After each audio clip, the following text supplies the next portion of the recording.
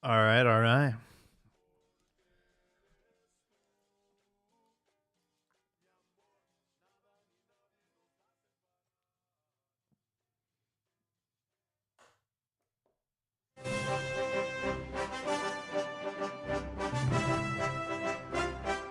Hello, everybody. Welcome back to Cantina MX Football Podcast. We're on episode 477, unpacking Jornada 7 of Liga MX. And we have a break. The Mexican national team have a couple friendlies queued up. The first one's going to be out here in Oakland. Shout out to the town. The team already got bipped. Welcome to the Bay Area, folks.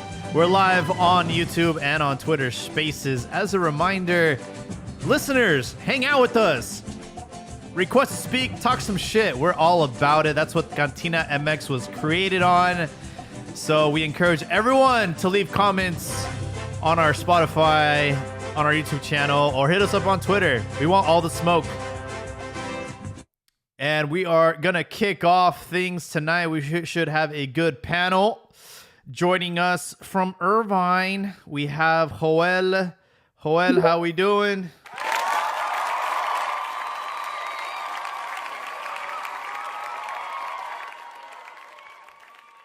He might be on mute, but he'll be joining us. Hello? There he is. Welcome. It cut off. Oh. I think when you give me the mic, I don't hear what you say. Oh, shit. Okay. Nah, just welcome to the show, Joel. Are you experiencing Stockholm Syndrome? Are you showing empathy with the current situation at Chivas? Bro, every Chi hermano should be used to this by then. By now, I mean. We've been through this every season, every other season. It's almost the same thing, you know. But yeah, it's no, I remain hopeful. The thing is, and I feel like a lot of the Mexico fans, Liga MX fans, we forget that the season is a short season. So 7 games feels like, you know, it's like, all right, it's done for now. It's too late. But you bring in a coach and you're putting in new players, because we're seeing a couple new ones that are now beginning to take that role, you know, like starters. So it takes a while. It's going to take more than 7 games. So I know fans, they want results and they want them fast. But I like what I've seen. This team, you know, they have a good idea what they're playing. They go hard. They play to the end. You got serious Stockholm Syndrome, bro. We're being abused. We are emotionally. Come on, dude. We are in an abusive relationship with Chivas, and we are starting to feel sympathy for our captive, which is, you know, the front office. Could be Gabriel Milito. I mean, you can pin it on anybody, but we are definitely feeling positive towards our abuser. That is Chivas. I think that's an exaggeration. Because I think with Chivas, because you know, we Chivas fans, you go up on this El Más Grande and the best team and all that. But then the reality is you have these teams that are outspending Chivas season in, season out. So they're not, when it comes to top 5 spenders, they're not there. At least not every season. They'll do it every 4 seasons maybe, that they'll splurge. But compared to like Tigres, Monterrey, América, Cruz Azul, Chivas just doesn't come near them, you know. I think their contrataciones were good this season, but a lot of young players and no really big signing. Like by big signing, I mean a national team key player or a player that was like the best player of the team he's coming from. For sure. So Chivas haven't really gotten that in probably since they spent like but they spent like 50 million when they brought Callito and they brought all those guys from León and Pachuca. Yeah. And those guys those guys were all of them had won with their clubs. They haven't really done something of that since then. So it's hard. It's hard to bring some young guys with good potential, and we're expecting them to, you know, to be at top of the table when the other clubs they did spending too, and usually bringing in more experienced, better players. Okay, which that's what Chivas is competing against. So it's yeah, man. I know it sucks to hear this, but lower the expectations on this club. Lower the expectations. While we do that, let's bring on some other people. We have Tomas joining us. I think he's in Chirac. I could be wrong, but welcome, Tomas.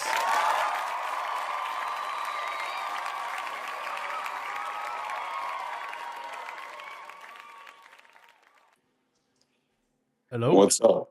Hey, what's up, guys? Man, that cumbia and the intro there got me thinking. Man, I can't wait for the weekend. Even though we just had the long holiday weekend here, but Hell yeah. a lot to talk about tonight. Whether it's Memo Ochoa, Segunda División in España. Looks like the young goalkeeper is taking his talents to Spain again. Liga MX.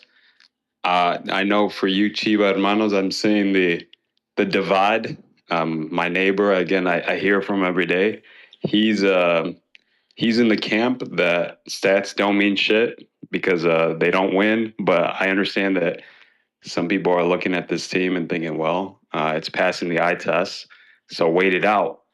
I'm more interested in that 5 to 10 position race. It seems like spots 1 through 5 are pretty solidified, but I think there's maybe some dark horses in 5 to 10. Maybe Juarez, León. I saw the León versus I think it was a León Querétaro match. A very exciting match. León looked good. So, but yeah, more importantly, I'm a national team guy, so I'm looking forward to the national or the international break here, and yeah, just looking forward to the banter here. For sure. Yeah, there was a post that was circulating online about Chivas that Milito, number one in expected goals against, number one in intensity of pressure, number one in recovering the ball in their rivals' final third, number one in, I think, precise crosses, number two in the quality of progression, number two in the duration of sequences, and number two in the expected goals in favor. All of that is, for all the fucking data scientists and nerds to get off on. I come from Moneyball here with the Oakland Athletics. They played that and rigged that game all day, every day, and they haven't won a goddamn single World Series. So I know that these numbers look good on paper, but it doesn't result in shit. The reality is Chivas are sitting in 16th position with 4 points after 6 matches. I don't give a shit what your stats are. That's fucking horrible. But hold on to your hats. We have Albert El Beeper Perez joining us. Welcome to the show. Hello. Hello, hello. Can you hear me? Yeah. Hey, what's going on? You tell me. 16th position, 4 points, and just coming off of a defeat to Cruz Azul. There's rumors that Chivas are already looking at alternatives. Diego Alonso or Vicente Sanchez. What a fucking nightmare. Hey, you know what? It's at this point, it's like, what can you really say? I mean, it's like Melito came in late May. He's already had 4 months of work. I mean, I think it's I think if they get humiliated in the Clásico, I think that's it for the Melito experiment, and we press the reset button again because, like you said, the stats. If you look at the stats, if this were hockey, because I write for hockey. They talk about danger chances and shit like that. But you know what? At the end, the fucking score, the losses are just accumulating. I mean, something's going wrong when you can't just you can't score that extra goal to just fucking put you over. Something's not clicking. Maybe it's Milito. Who knows? I mean, at this point, I mean, it's easy to just bounce the coach. And like I told you, if they get humiliated in the Clásico, I don't see how Milito stays. 100% agree there. Let's get some balance in here. Rifalo joining us from San Diego. Rifalo, how we doing?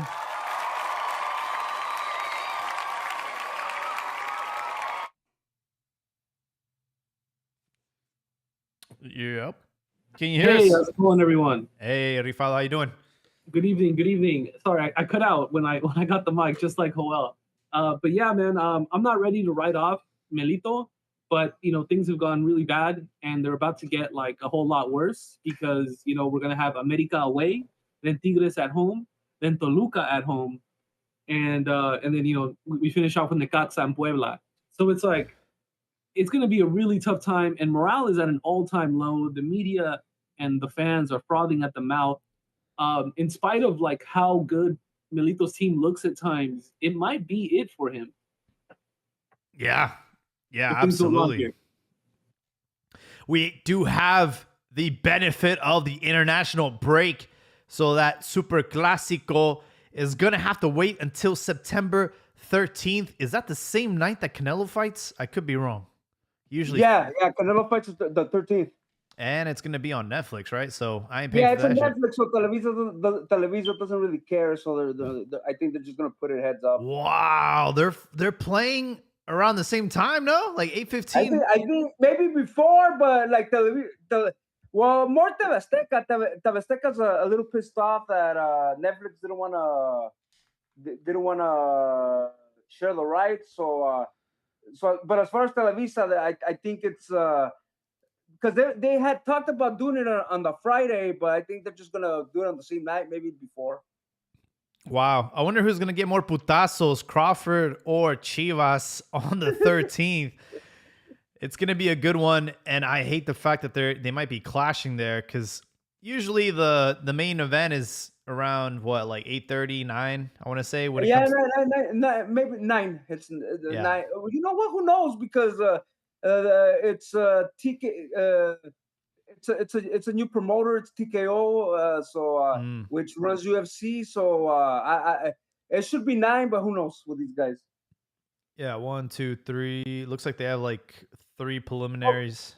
It's four matches on the main card, and okay. One of them looks like a banger, and the other 2 stink. Oh wow, Fernando Vargas Jr., the son of. It's not the good one. This is the kid that's pushing 30. No, the good one's Emiliano. Oh, okay. Well, it says he's 17-0. Anyways, we're getting sidetracked, but he's fought a bunch of tomato cans. Tomato cans, yeah. Let's talk soccer, man. For sure. As far as where I weigh in on this, look, I don't care what your stats say. I don't care if we're number 1 in all these stupid stats. At the end of the day, it's the results that matter. And we've given, Gabriel Milito a third of the season away. And we're sitting in 16th position. Even if we win the makeup game against Tigres, and it pushes up to 7 points, we're still, really, really behind. Where we'd be pushed up to, I think, 11th position maybe. Yeah. And you're on the bubble of potentially getting into the play-in. But yeah, I guess the question is, how short is the leash on Milito? Because at the end of the day, like, Chivas have shown in the past to show some impulsive decisions. We've seen coaches get fired for less.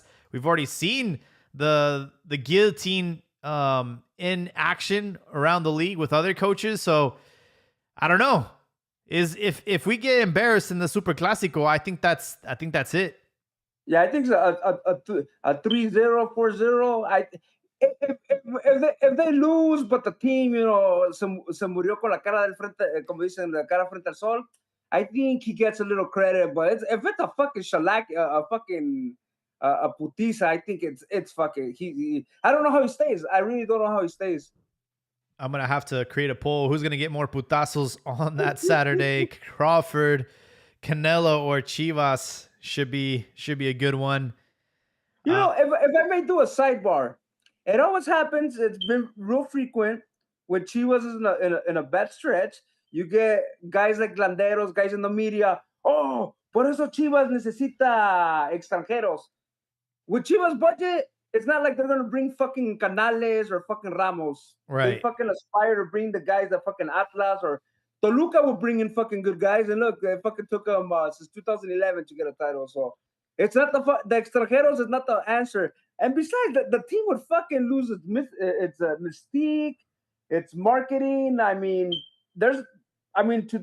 maybe a lot less than when I started following, but there's people that still have a lot of nationalistic pride that like the fact that she was, although now it's a lot of poachers have been playing, but still, it's that Mexican blood in there, and I think Chivas would definitely lose its mystique and marketing wise, it just wouldn't be as special no more.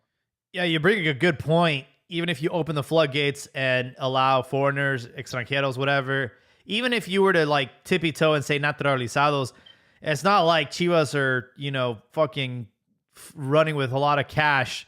They wouldn't even be able to afford good refuerzos. They can't even afford the best like national team players. So what does that mean for even opening it would make no sense. You would have to get complete not gonna ownership. See them bring a Ginac, or Maxim. You're not gonna see those guys. You're gonna fucking see fucking second-rate Argentine or third-rate. Yeah, I was really upset on Saturday because I was barely getting settled. I was at a party, and by the time I turned on the telly, Chivas already down a goal. They conceded very early in the match, I think within the first minute or two. And, that's just a reoccurring theme with Chivas is concede very early in the match and then having to play from behind. And yeah, it's a lot of bad luck, a lot of bad calls against them. But still, I mean, we're already fucking going deep into the middle of the season. I mean, the team should be fucking already fucking responding and being able to get over those hurdles. But I mean, it's just like they're just fucking threading in the water of mediocrity. Yeah, Campillo scored to tie things up 1-1, but in the end, it was Cruz Azul who ended up winning the match 2-1. I guess the only saving grace is we finally broke the streak of conceding a penalty, because so far we had gone on a 5-game streak of conceding penalty calls.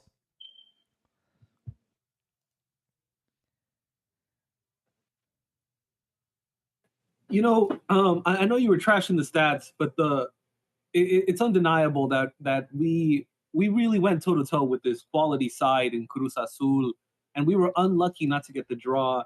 It wasn't a walk in the park for Cruz Azul, and the stats say that as well. Like, we had 62 possession to their 38. We had 19 shots to their 12. Granted, they had 7 on target to our 5 on target. And they had some close calls. There was like that El Toro goal that was called offsides, but it was close, right? And I know it's like another 3 points lost, but this team looks good.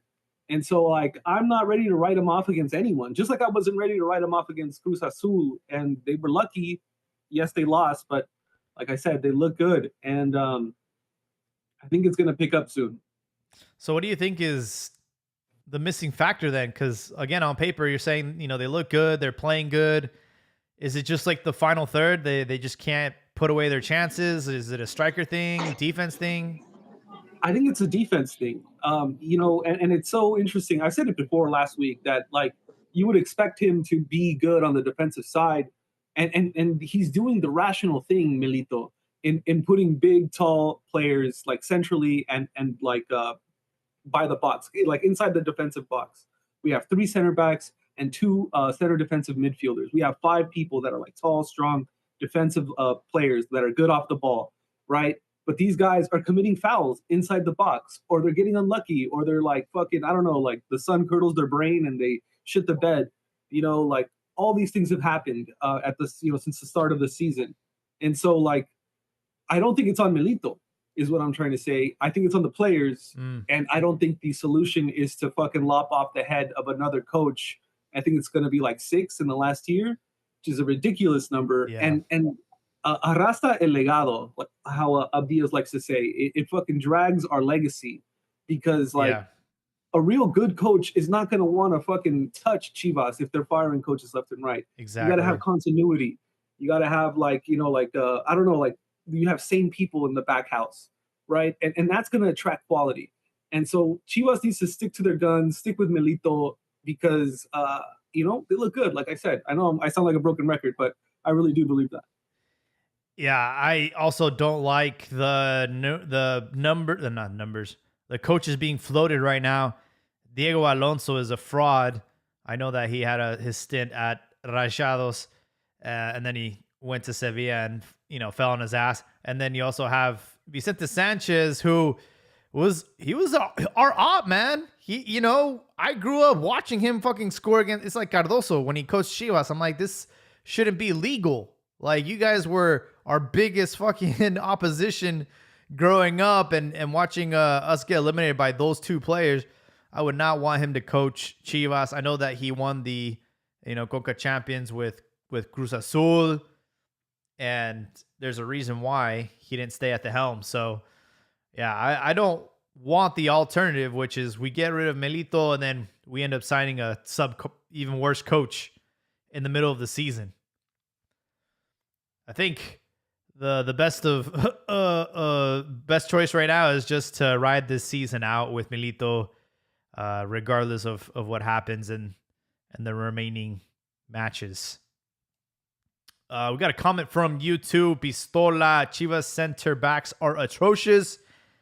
We can't have Tiva leading our back line. We need to sell a winger or two and bring in Cesar Montes in the winter. That's my 2 cents of the night. Cheers, boys. Yeah, I don't know. I mean, pearls of wisdom right there. Pearls of wisdom. Yeah. I don't know.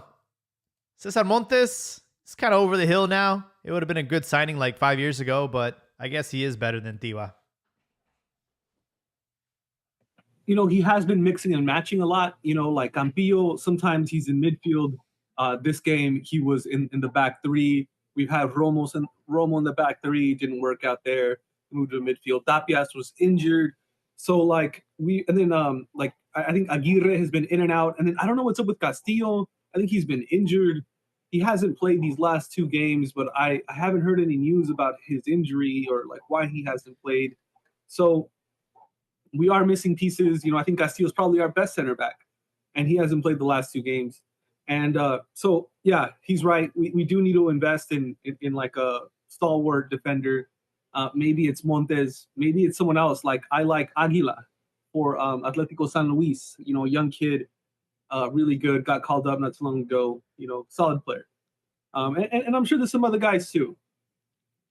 Yeah, pop up. We never really did replace Chiquete Orozco, and it's been hurting. It's been hurting for quite some time. Speaking about, go ahead, Joel. I was just gonna add this. I feel like a lot of people already forgot how it was when Almeida came in, because he failed to make Liguilla his first season. Granted, he came about 4 games in, but he never really got the team to pick up. He did have the bonus of Copa MX games, so that's where he would get his wins. But he had his streak as well, where he just couldn't get the team to perform. And it's kind of the same, but it's a little bit different because he inherited a team that had already reached the semifinals and a cup final. So I mean, he didn't get compared to now, where this team is going from missing Liguilla to finishing, 8th, 9th around that area. So the task, I don't know where these expectations come from, that fans want this Chihuahua team to be doing good just because some players were brought in, a new coach, and it's almost like if that's supposed to fix things overnight. To me, it's obvious they're they're sort of rebuilding the team, and you're seeing a lot of new faces, players that weren't there last season, and they're taking on a role. Sandoval, 17, and he's getting a lot of playing time. Campillo wasn't even with the club, and all of these other guys getting more and more playing time. So I think all of that needs to factor in. These guys weren't with the club. We shouldn't be expecting these guys to be, have the team fighting for first place. Um, and it's been rough for Chivas. I know it sounds like excuse, but it was some bad referee calls that cost Chivas some points. Cruz Azul, I saw a penalty that should have been given, and there's been a few of those that Chivas didn't get. So that's also has hurt the club. Some of these bad calls. You hear the conspiracy theory saying that because they signed with Amazon and not Televisa, but I don't think Televisa has that sway over the referee committee. But I think just the fact it's a new club, new coach, to me it takes longer than just 7 games. Even the whole season, it's not a real full season. It's half a season. Not like you're playing a regular season that would have been 30-something games. You're only playing like 16 games. So that all of those things I feel work against ultimately or make the process more go slower, and I think we all want this to like speed it up. All right, get in Liguilla, reach semis or whatever, and then next season you're fighting for the campeonato, and not really works like that. You need to bring in more competitive players. I mean, more seasoned players, I should say. I think these guys are competitive, but they're all young, and a lot of them are still trying to find their place. And one of them returned from Europe. Not a slight on him, but were he better, he would have been in Europe, or he would have gone to a better team in Europe. Stuff like that. And so we can't then. I don't know. You guys have these really high expectations for Chivas, and where are they coming from? It's like if we look how many times Chivas had finished top 3, season by season. If we go down that route, it's very little. I think once in 10 years they finished first. Joel, but I can't even remember the last time they finished first. We can't be 6 games into the season with 4 points in 16th position, man. It's like, I know we're not asking for fucking chips, but también no mames, way. 16th position, that's like, flirting with relegation. There is no relegation, but it's a short season. I know, but if you were to give them a real full season, then we have a better idea. But also, if you bring in a coach and you're trying to revamp your club, how long are you going to give them to achieve that? Like, how long are you going to give them to be able to revamp your team and get it going? 7 games? You know what I mean? What good coach is going to want to come into that environment? That's why, and then what does the club ends up doing? Because they will give a 2-3 year contract, and then they just end up having 4 coaches on payroll. So I know that happened a while back, where they still had 2-3 guys on payroll plus the actual coach, because they had to keep giving these lengthy contracts because no guy worth their dust was gonna want to touch Chivas. 5 games and you suck. Come on, man. Like Riff Raff said, the team's shown a lot. I would be if the team was getting like they were losing in spectacular fashion, or they weren't showing anything that you could say, okay, we could build from this. So to me, he's shown plenty. I've seen worse, we've seen worse teams. And at that point, yeah, get rid of this guy, because it's obvious that he doesn't have an answer. But with Milito, I thought he's had a bit of bad luck. I do think we were talking about it's needed. I think striker's been needed for a long time. Chicharo was just not it. Just been a waste of money. And I know he's the highest paid. Mm-hmm. Pulido came in. He was supposed to kind of solve that, but another dude that seems to be injured. So it's like they were more of the same, and the other strikers, they're just young. They're young guys. They just need more. They just need more time to develop. So at this point, I'm like, just let the young guys play. Let them develop at this point, rather than what they got Henry Martin next season. So just patience, man. I think at this point is just having some patience and hoping that some of these guys obviously have good talent in them. That they're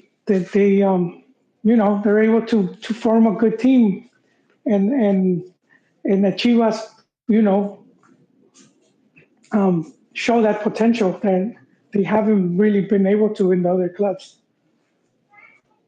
For sure. I want to put a pin on this and talk about some like hot topics, especially now with the window closing for transfers in Europe.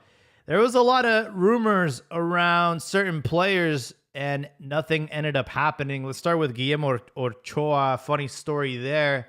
He was approached by a second division team in La Liga Burgos, and I guess he asked for a coffee break to think about the offer and decided, well, he just didn't come back, and the deal ended up not going through. I read that. He wouldn't return phone calls. I have to wonder if he took the break and then sent the contract to his agent, and then they went over and they were like, something must have been off. I would like to hear his side of the story. What I read on Twitter was that the team wanted the derechos de imagen, the marketing rights, at 60% because considering that he might be a World Cup player. But those are like Real Madrid standards. I mean, who the fuck is Burgos? Yeah, exactly. I actually, when I heard the name, I'm like, who the fuck is this team? But let me ask you this. Second division in Spain over nothing. There's no other offers on the table. There was a rumor that, Querétaro had approached him. But I don't know if he would play for any other team in Liga MX aside from America, right? So I'm surprised that MLS hasn't reached out to him. There's still a couple months left in the season. I don't know. Where would he go, though? I don't know. MLS has like a million teams. I don't know. But I know, but there's usually like the goalkeeper position. It's always been one where you don't really see MLS teams going after goalkeepers. It's pretty rare. Yeah, but I don't think Ochoa will be charging prime salary. No. You're getting a name for relative. I bet you if Chivas USA was still around, they would have fucking snatched them up in a second. Yeah, I think there's a lot of teams in Mexico and MLS that would want Memo at this point in time. I don't know why he's not taking them, but I know he definitely has a future in like marketing. He's so like likable with those commercials, or maybe like as a commentator. I could definitely see him. But yeah, I think he's set on staying in Europe, and I think the only things biting over there is like second division teams or places like Belgium. So we'll see what he does. I think he's like Rifalo mentioned. I think him and his PR team. I think he's trying to give off this persona that he's only a old continent goalkeeper. He's not a MLS or Mexico goalkeeper, because I'm pretty sure he could easily get a gig in MLS. I don't know shit about any MLS team, but I'm sure that if an MLS team would approach him, he could command a certain dollar amount. But it seems that it's more of an image thing, if I had to guess. It's crazy. Beggars can't be choosers, right? We're heading into a World Cup year. Ochoa doesn't have a team.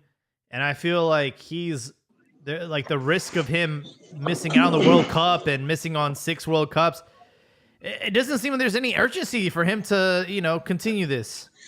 Yeah, I think he could miss 6 months. He could take a vacay, and it won't affect him. I think he's got enough. He's got FU money. I don't think he cares. Um, so not that he doesn't care, but he doesn't have that urgency. So I I don't do know, feel man. ultimately Acevedo's playing like he wants to sneak into the World Cup. I mean, right now, Vasco's top 2 guys are Malagon and Tala, and then it looks like he's rotating the third spot. It's for this window, it's going to be Moreno, which Pachuca is looking pretty good. For the next window might be Acevedo, but it looks like Malagon and Tala are his top 2 guys, and the third guy is up for grabs. Well, with that being said, do you think Tala has been doing a good enough job to hold on to the second goalie position? He keeps on calling him. He hasn't had a good start of the tournament. He's been a little wobbly, but I mean, he had 2 awful games. He's got Vasco guy. I don't see Vasco. And then it's not like there's a lot of tela where to choose from. Here's the thing, I think Malagon covers most of the boxes, right? And Talavera, he is better in the air, right? He has that aerial presence. So it's like, that's kind of like why he keeps getting called up. Yeah. And so it's like, those are going to be a lock in, I think, for next year. And that third seat is up for grabs. And, you have Acevedo. Acevedo blocked a penalty the other day. He becomes Santos's number 1 goalkeeper in terms of blocking penalties with 9. And yeah, I feel like he's starting to have like a late showing. He might sneak in. Who knows? It's up for grabs right now. But if you're Ochoa, we're losing reasons to pick you because you don't even have a team right now. Also, Rangel stopped a penalty not too long ago. I think it was not this last game, but the one before that. So he's also, but he had 2 really awful games. Yeah. Where he let in 2 howlers on 2 different nights, and that led to Chivas losing, I believe. And so, like, he's not, he's lukewarm. I think he's getting better. He started off rocky, and now he's getting better. And then Moreno at Pachuca, same thing. He started off great, but now Pachuca's losing steam. He just lost 2-0 to Club America. And, Pachuca just doesn't have that allure that they had at the start of the season. But you're right, it is anyone's game. Even Jurado was called up. Or like for a concentración, I believe. Yeah, for training camp.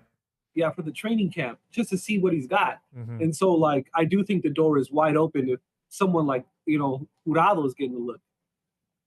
If you're Ochoa, like, at this point, just retire, make a decision. But, you could be playing second division ball in La Liga, or who knows? I'm surprised, like, if he doesn't end up in Liga MX. Let's be honest. There's plenty of teams that would take him in Liga MX. I don't know, man. If he went to a Liga MX club, it definitely would be just for the hype. Because I shit you not, when I saw his name and just kind of like those rumors are circle around him, my first thought was like, holy fuck, who is he about to relegate? Right? What team is he going to where he's just going to be giving those cheeks? Because he's not the goalie that everyone thinks or, the member berries makes you think. Like it's been said time and time again. He hibernates for 4 years and just shows up for World Cups. That's all that he does. Porque look at his trajectory, look at his career path, look at everything that he's done, and he's relegated clubs. Most of his career in Europe, he's been in, like, if not clubs that have just recently been promoted or in the like spots of relegation. He's been getting goleado left and right. Like, he's not this guy that fucking Bimbo makes us think, right? Mr. As Sandwich isn't the shit. Yeah, lately he's been promoting tequila.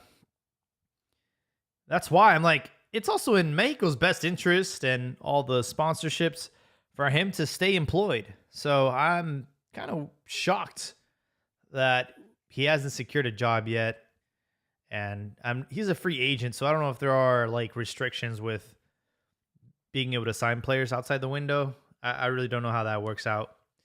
But while we're on the topic of transfers, there was a rumor over the weekend about Santi Jimenez's future, that Milan were thinking about swapping him for another striker at Roma. And, it ended up not happening.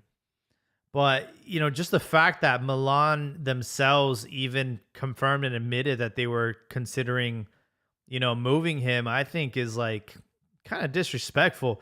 And Fabrizio Romano is like starting to become like the anti-hero now. I think like a lot of people are kind of fed up with his tweets and his updates. And I don't know, like, if clubs are involved or agents are involved with him promoting certain things or saying certain things. But yeah, I don't know. That rumor like about him getting swapped out to go to Roma kind of rubbed me the wrong way. So it wasn't a rumor. It happened. The sporting director of AC Milan announced just moments before kickoff. Santi was starting too. Just moments before kickoff that yes, they were interested in a swap for Dovic, the striker from Roma, and he's like a little bit older, not much better, but like it's pretty obvious that like they don't want you there, and that's going to be tough for Santi. It looks like he wants to be there. It's a historic club. I think there's like a photo of him as a child in a AC Milan shirt. So like maybe he was a fan growing up. They were a lot better 15 years ago than they are now. But this team is no good. Like Allegri, he's been like, I don't know, cowardly football manager in my eyes for a long time now. Like doesn't produce a whole lot in the attack. Kind of, I don't know. I don't see the allure to him. So it's not a system that has him thriving. Is what I'm saying. He's around bad influences. He's around Pulisic. Another one of these guys who he doesn't love the game, or he doesn't have that raw, like cold-blooded instinct that you want from a striker.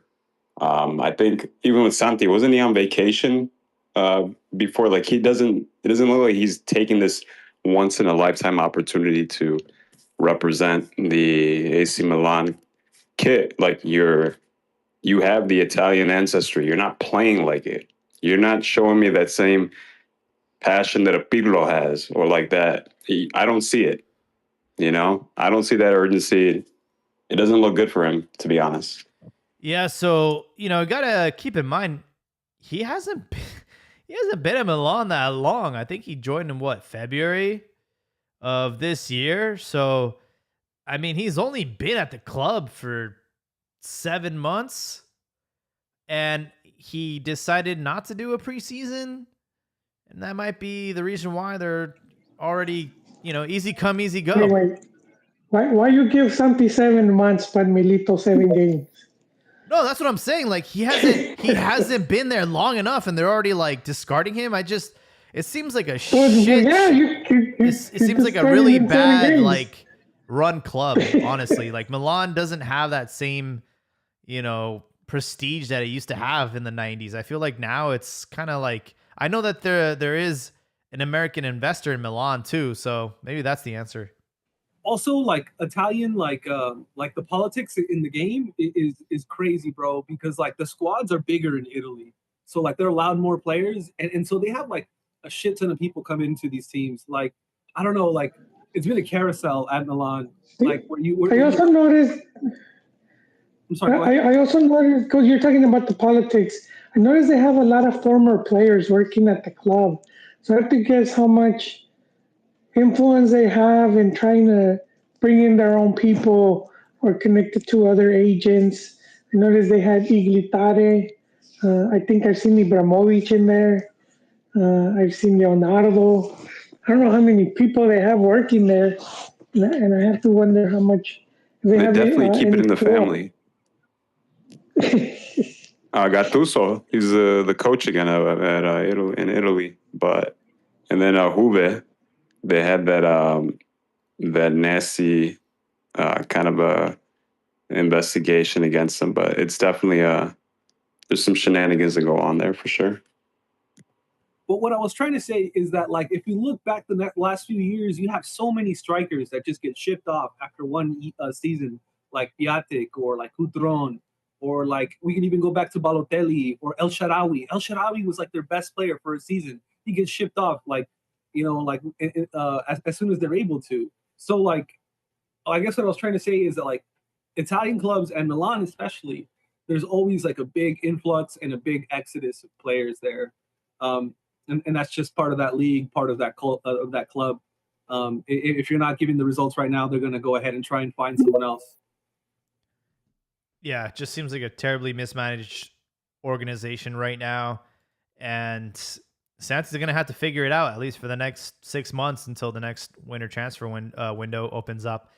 And yeah, I mean, he's been getting the start. You can't knock him for that. He's been getting minutes. He just hasn't been able to take advantage of Well, he did get a goal, but it was marked offside. Yeah, it was like really close. He scored it offside.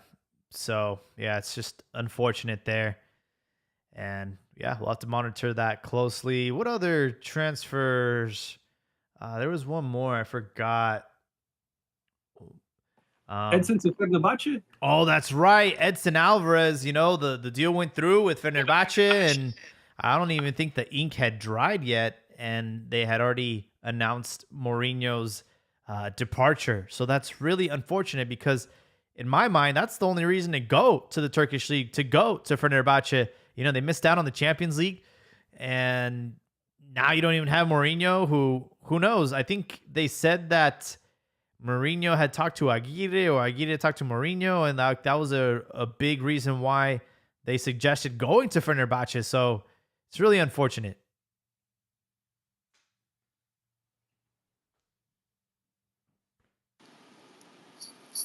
Yeah, no, when I saw that, I was like, all right, you know what? Go to the Turkish league, go figure out different football, figure out the way things are over there, especially the fact that you're going to be under one of the best gaffers in recent history. So yeah, go check it out. Y luego, le cortan las pinches alas before he even fucking arrives, dude. If anything, you should have been able to walk out of that deal. Been like, you know what? No, the person who brought me, who I'm coming for, is no longer here. Why the fuck am I here? So I think he's got enough equity. He's got enough weight to be like, I'm going to be taken care of regardless of who's in charge, right? You pay this much money for this guy in the Turkish league, you're going to support him, right? So I think he's going to get a fair shot. And this Fenerbahce team, in spite of Mourinho leaving, is looking really good. They got Ederson. They just announced him. And they got Marco Asensio. So him, like these three signings, like are telling me that this team is going to be a competitive one. And so I'm excited to see what he can do on the European level. Like if this, because I've also heard rumors that it's going to be Nuri Sahin who takes over. If you guys don't know who he is, he's a midfielder who played for Real Madrid. Oh yeah, Dortmund, right? In Dortmund, and he was even the coach of Dortmund and the Turkish national team. Oh shit! And now he's rumored to be the Fenerbahce newest. He's pretty young. Coach. He is really young. He's Turkish descent, but grew up in Germany. Interesting guy. I don't know if he's a good coach yet. He's bounced around a lot, but I do think Fenerbahce is an exciting project, is what I'm trying to say. Well, the one thing we can guarantee with Edson Alvarez's move to Turkey is if he has any hair issues, he can get some pretty good implants out there. We have Ron joining us. Ron, how you doing?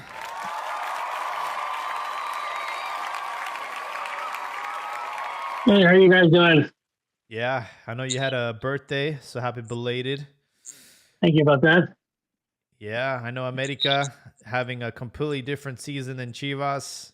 You guys beat Pachuca quite comfortably 2-0 and currently fighting for that first place spot with Monterrey. You guys are in second with 17 points. It's looking good.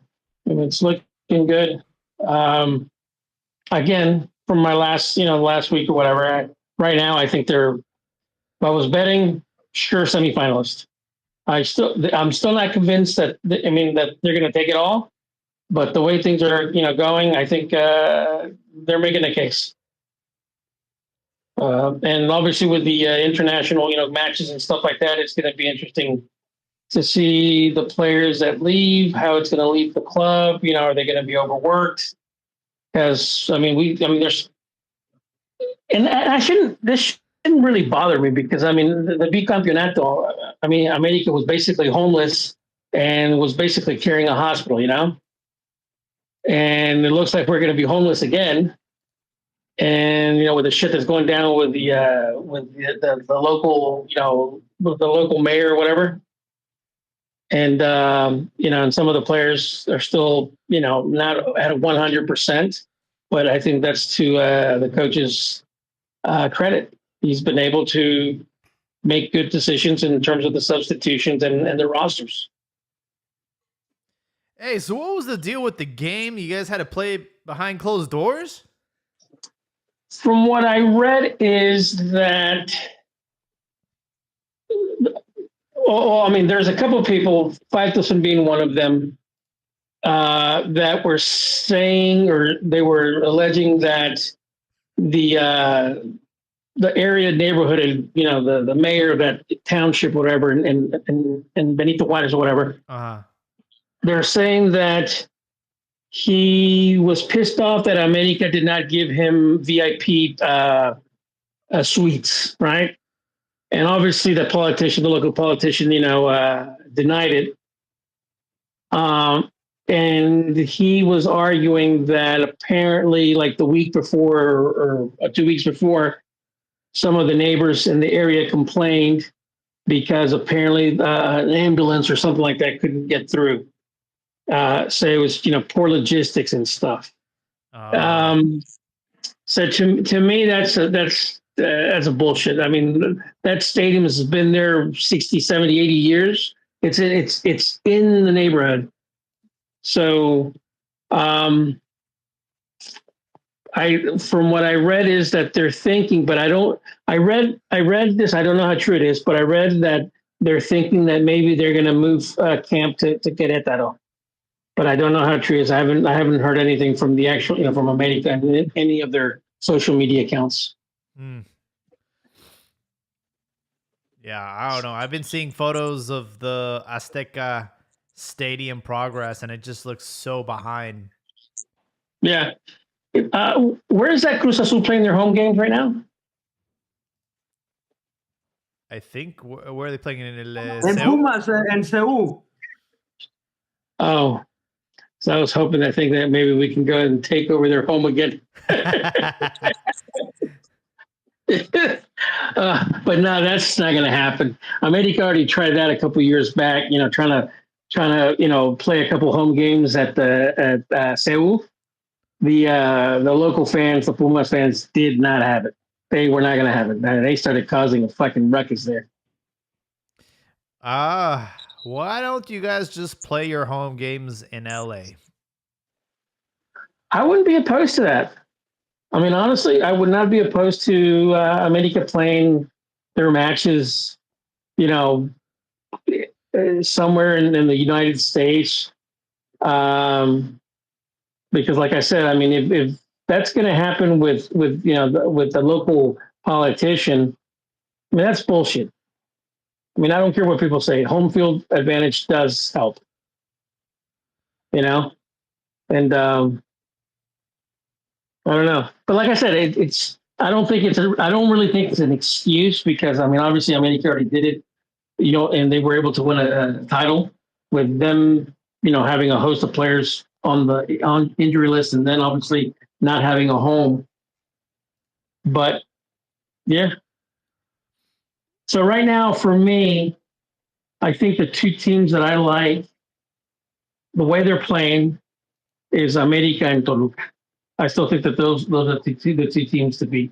Even though Monterrey's doing some interesting things, I just like right now the way America and Toluca are playing. Yeah, no, yeah, they look good, and you gotta consider Rajados too. They've been winning their matches. They're in first place. Yeah, led by Sergio Ramos. Got that victory against Puebla 4-2. It was a pretty entertaining match. Sergio Canales with a hat trick. But yeah, the situation with the stadiums, and I'm sure it's uncomfortable to have to be couch surfing all the time. I mean, it's to be expected, I think at first, I'm not too thrilled. I'm not too thrilled as to how they basically messed up the architect's original design intent. If you look at his drawings of the original Azteca, it's amazing. They're beautiful. And then throughout the years, they've really fucked up Azteca.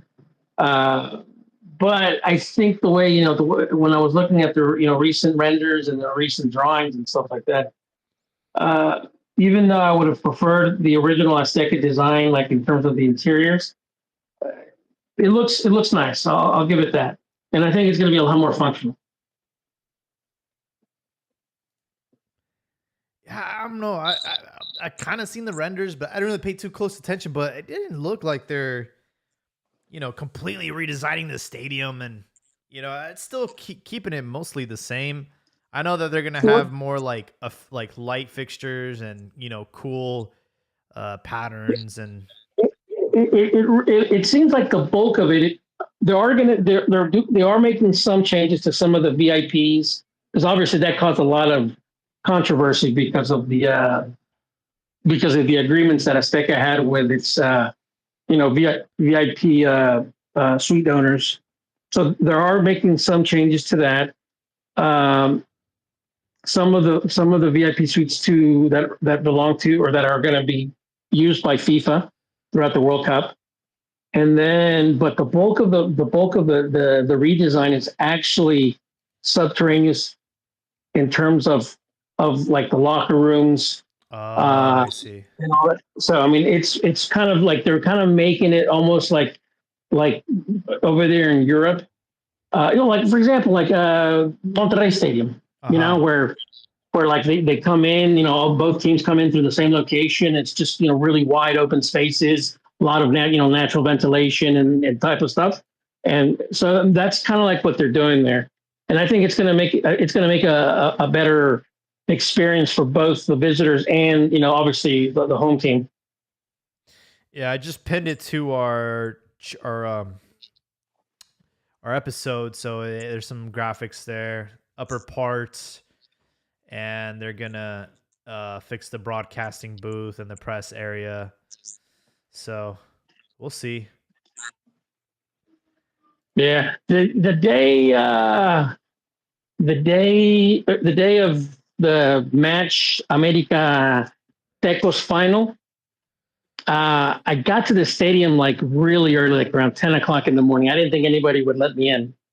So by sheer luck, one of the guys from Televisa, who I actually ran into both at the World Cup in Germany and also South Africa.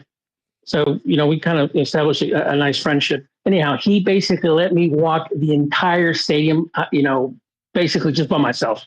So, I mean, I was getting to know just about every, the tunnels, the locker rooms, all that type of stuff. It was even for the stadium was just badass back then. And we're talking 20 years ago. So I when it's finished, I'd love to go back and revisit it. It's on my bucket list. I haven't been there yet. I've always wanted to go. Seems like a very special place. A lot of legendary games were won there. 2 World Cup finals, and it should be a third one. And that was the beauty. That was the beauty of the architect's design. You could be in the nosebleed sections. You still have a great view. Yeah, they don't make stadiums like that anymore. No.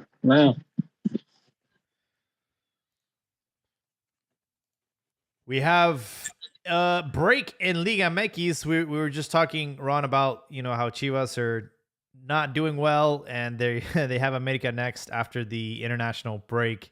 So like a perfect time for them to regroup and figure shit out. But we were contemplating, like, if we get embarrassed against America, I mean, that could be the final nail in the coffin for Gabriel Milito.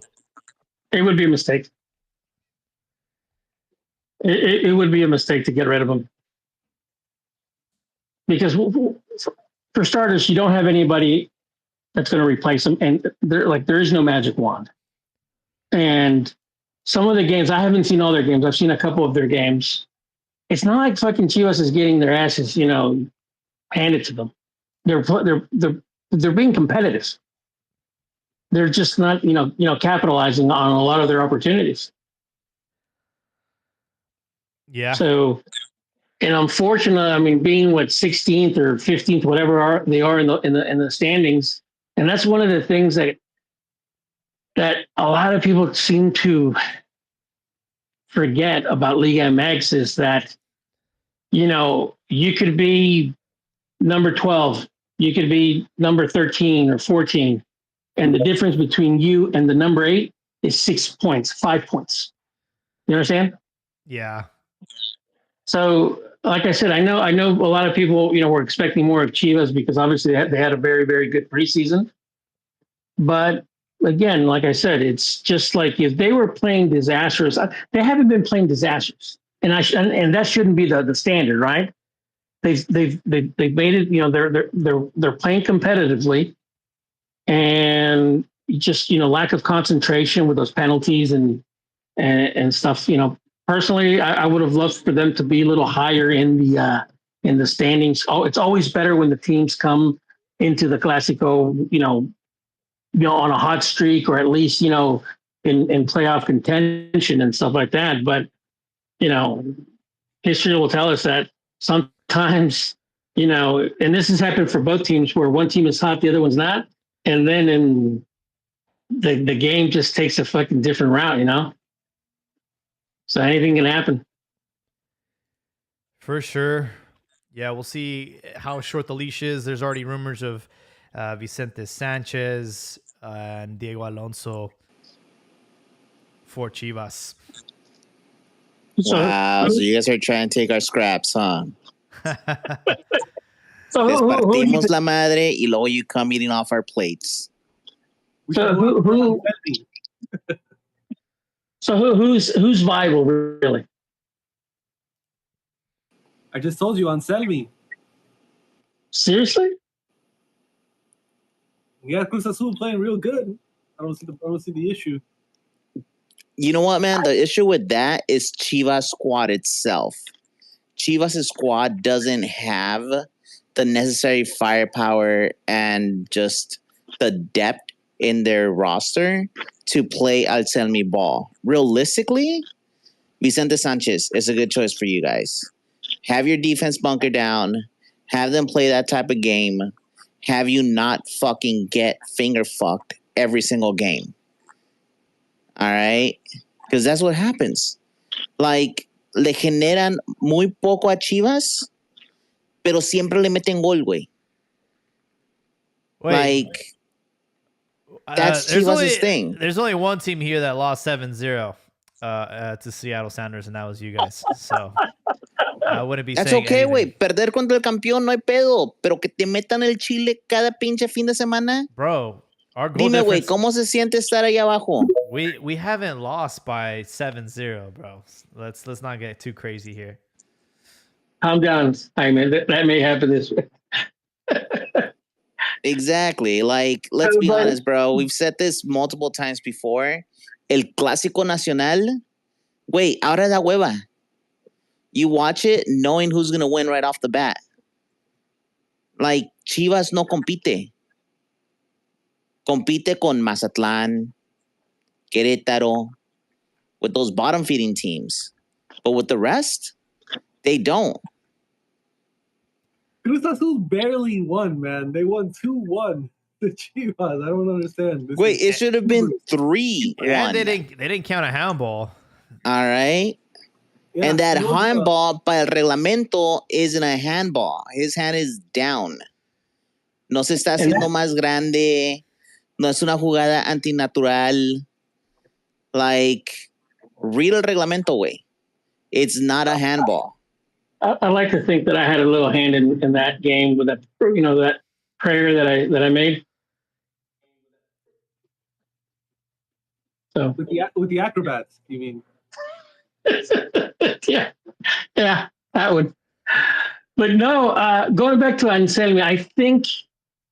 Look, no denying he did. I guess one of the reasons why a lot of the Cementeros were fucking hurt is because he did have the team playing rather well, and the way he left a lot of people with a bad taste in their mouth. Now, I don't think that's the guy that you want to go back. I don't think that's the coach that Chivas wants because they had a similar experience recently. With the guy that stole the air conditioners. What's his name? Gago, no? Gago, right. So I don't think you want that type of manager. I think you want a manager that's going to. In fact, I don't even say you want a manager. I think you want basically a coach. I mean, a guy that's basically going to get in the trenches and just work from the basics and try to keep the game simple. Mm-hmm. I'm not sure if Vicente Sanchez, even though he's done he did really well, I'm not sure if that's the guy that's really going to be there for the long haul. I mean, what Chivas needs, they need consistency. They haven't had it. Yeah, I think the most consistent run they had was with Paunovic. They gave him time, and we got to a final. So that was the last time we had some consistency. Fernando Gago, I don't know how long he was at the helm, but yeah, it felt very abrupt when he decided to dump us for Boca Juniors. But even then, Paunovic got you to a final in his first shot. The second tournament that he was at the helm was fucking shit. So what consistency do you need? The problem is that Chivas is in this constant state of break the glass in case of emergency. Yeah, that's what I meant. As far as maybe not the results, but as far as longevity from the coach, I think Pau had the longest stints in recent times. But he also inherited a good team. That team wasn't exactly shit. That team had played a semifinal. So from semifinal to finals, stone's throw. It's not like he had to work miracles. I think he no. And then they brought in some players that ended up being good. We were playing like Fútbol Champagne with him, man. We were playing really well. No mames, way. You were saying the same thing about Milito when they were beating second division teams in the preseason. I never said that. No mames, way. Te la estabas jalando bien No. That's a fucking lie. I saw those preseason results. I'm like, that don't mean shit, bro. That don't mean shit. Bro, we all knew that you were watching the games with a bottle of Diddy oil next to you. Bro. That's riffraff. That wasn't me. So let's be real. So here's football champagne. Even Dick Shane. More reasons for the accusations of the Diddy oil being next to y'all. Ricardo watching the game to be true. Ricardo Cadena and Pau had Chivas playing Fútbol Champagne for a little bit. So here's my opinion on this, right? America basically had to kind of change. They had to basically eat some humble pie and get some humility, because they kind of changed their whole persona of like, they were always going for expensive players, esos bombazos and stuff like that. They changed that. And I said that's not us anymore. We need to be smart as to how we spend our money. And so they kind of changed their I guess their secret sauce. And I'm not saying that Chivas has to change the secret sauce as to like what the guy from TUDN basically said, El Ruso, what's his name? Samogini, where, maybe, you guys, need to get, naturalized players and stuff like that. I just think that to a certain degree, I think Chivas does need to basically just step back, get some humility, and basically go back to saying, you know what, we're gonna there's no relegation. And even if they started, they're gonna do that same thing where, it's an aggregate of six seasons, which is 3 years. Yeah. You guys are forced to basically say, you know what, do what fucking Pumas did in the 70s, 80s, and The fans, 90s. Ron, it's the fans that need that humility, not the club. No, Because I feel the club tries to do that, and then the media and the fans don't let that happen. I get that. I get that the fans also need to get some of that humility, right? But what I'm saying is that the front office, they need to grow a sack and a spine Yeah. and basically No, yeah. and weather the storm and weather the storm. Yeah. Yeah, it's true. Because I do think they give in. They end up giving in and doing stuff like bringing in Chicharo, bringing in Pulido, and it's almost like they just do that to appease the fans, to have that name player, even though their best option would have been just with one of the younger players, just let them write it out and become that player like we've seen in the past with like Marco Fabian, with Omar Yeah. Bravo, Medina, a couple of them. But yeah, they would have to remind the fans like we could do this again, but it's gonna take, like you said, 2-3 years. Don't expect 7 games in the team to be, yeah. And right now, more than ever, is the right time to do that. To really invest in the youth teams. Really give the guys a lot of minutes in the first division, because right now you're not going to lose. You don't have that fear of going to being relegated. You don't. Yeah. So that should be all the incentive in the world to basically do things right at the youth system.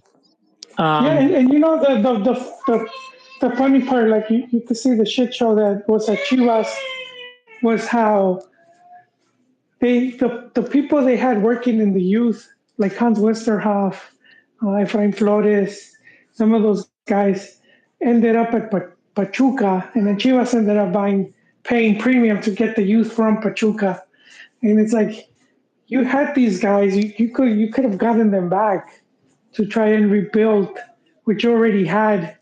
Where at one point Chivas had one of the best, if not the best, cantera in Mexico, and it's almost like if it's foreign or alien to them that they were there, and they keep doing stupid things like when they brought in Leaño, who wanted to send players to Spain and have him in like 4th, 5th division teams and do all these type of things, and it's like no need to reinvent the wheel. You already achieved it once. Go back to that, and all those people are still there. Güero Real is there. All these guys are there, and it's sort of like I don't know. It just seems like they forgot, like they forgot, like amnesia. Like I mean, there were, and we're not going far back. I mean, we can go back, 6, like for example, when you had what's his name? no, it is like 20 years now, because 06 would be at the height when Chivas had all those players in the squad that were canteranos. But like even during the Almeida era, shortly before, during, and shortly after, one of the things that Chivas did fairly well is that they maximize the youth, and one of the things that the young players do is they can fly. And I just, like I said, I think that I think they just need to shift, in terms of as an organization, as a certain in philosophy, is just, what, fuck it, let's do what Atlas and Pumas, said they were going to do, because Atlas and Pumas are no longer doing what they were known for. I think that Chivas just needs to commit to basically being, the I guess the youth, de Mexico. Yeah, they should. Are. We've already done that. Like, we're doing that. That's already. No. I don't agree with that. And here's what 8 sub-23 players that played in this last game, and that's the norm. There's no one playing more youth in Mexico right now than Chivas de Guadalajara, and that's a fact. No, what I'm saying is this: for the amount of Mexican, obviously Chivas plays with all Mexicans, but in terms of producing really good national team players, the ones that have produced the best players for the national team have been Cruz Azul, America, and Pumas. That's a fact. prior to Chicharito, really the only other player that my respects is like one of the all-time best for Mexico is Salcido. Before Salcido, you have to go back 20 fucking years to basically have a player from Chivas. The Chivas players that were in the national team were not from the cantera, like Claudio Suarez, Ramon Ramirez. None of those guys were formed at the club. Yeah, the Super Chivas and stuff like that. The vast majority, like you said, they were from Tampico, Santos, other areas. Pumas. Leon. But that's what I'm trying to say is that I said, I think like similar to what America did was like, no, we're not the, and that's how they got the nickname Los Millonarios, no? Because it's like, hey, boom, we're just open wallet, open checkbook. We're going to spend what we need, whatever we want. Don't worry about it. And you know what, that humble pie, because at one point they had about 30 players on payroll that were not in the club. They were all like on loan to different clubs, and a lot of them, because it was like loans back to South American or second division teams, America still had to cover like a good chunk of those wages. And like and one of the things that Chivas, what tends to happen with Chivas, especially with players that jump, that go from the club to the national team, is that sometimes because of the media machine behind them, is like that they want to see a Chivas player succeed for obvious reasons, is that a bunch of them turn into basically duds. Like Pato Araujo, Omar, what's his name? Omar, shit, I forget his name. Esparza? Those guys. I mean, you can name them. I mean, a lot of guys, they were great prospects at the youth levels and stuff like that, but they just never really became good, good league players. Carlos Fierro, Jair Garcia, a bunch of those guys. Well, I think Fierro became a decent player, but much more was expected of him. But he has quite a few silverware in this. But I feel like the other thing for Chivas is going to be not being able to hold on to players. Especially their better ones. They're going to be jumping to Europe, so you're kind of at a losing end right there. They just lost one this past season. Went to Holland. His name is my mind right now. Chavez, the Tilon son. And that, if you factor that in, ultimately then Chivas will have to start. They're going to have to update the rules again for like the 10th time, change their tradition, which's been changed constantly. But I think it's already been happening. We've seen it. We just pretend that it didn't happen. And like I said, like in the last pod, fans were all more than happy to welcome in Luca Romero. It didn't happen. They were bending over and spreading the cheeks for that to happen, and it didn't. But I feel we're one or two moves from that, from then fans accepting players that just got naturalized to Mexican. Sorry, guys. Long time Chi hermano. It's not a cultural take. I could give you the rundown of Chivas history, and then you go back to what it's first. It was founded by extranjeros. Basically, you're just going to be completing the cycle. But once it got taken over by Mexicans, the original rule was players from Jalisco. I'm arguing, and then making it seem like fans would accept it so easily. They will, because I'm telling you how many times it's changed, and here we are. They went from Jalisco players to Mexican-born players to then, if you have a Mexican parent or grandparent, then you qualify. That's a Mexican-born by the Constitution. Descendants. There are a few players that goes against the tradition. You're supposed to be formed The original one, Mexican born. that was Jalisco ball. If you have blood in your family, I know, but you're Mexican that's born. the Constitution, but that's You're not Chivas naturalized. history. It's not saying you're But the naturalized. Constitution is not Chivas Mexican history. born. But that wasn't Chivas. Dude, She was like, well, why are you? Yeah, but that's just like changing of the like goalposts. what? It's Constitution is one thing, and what Chivas tradition is another. Just to push back a No, little bit, Chivas. That change did not happen in a vacuum. It happened over a long period of time. We're talking like 100 years of change that you're summarizing right now. And right? this one's happening too. This one's been going on for a couple years too now. But like, it might be too much too soon. I'm not saying it might not ever happen. I just don't think it's going to happen right now. How long ago was? How long? But look how accepting it is, because when they started taking Pocho players, Vergara said he added this. Oh, they just can't play for other national teams, and now no one seems to care about Vaquero. Nobody cares that he represents the U.S. national, not just any national team, but the bitter rival national team. You know what? He came in looking like the antagonist from RBD and diciendo pinche perro. Like, no mames, güey. What more Mexican do you want from that? I think now here's the deal. It's a slippery slope. It started with like Wale and el güey que decidió jugar con Peru. Right? Wale isn't even Mexican. Let's just start off there. All right. Allegedly, he's Mexican, but the streets know, bro. He's not one of us. Prefiere la paella que los tacos. He says, joder, a vez de puta madre. He says, vale. He's in there and he's like, tío, no te preocupes, yo lo hago. And he's like, no mames, güey, you're not one of us.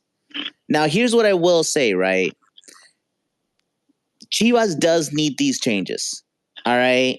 In order for you to try to retain some of the grandeza that you claim to have, you need to have these changes porque han estado arrastrando el pinche legado with what por los money? Últimos años. With what money? Okay. Now we're going to talk the broke boy story. Sure, you guys are broke as fuck as well.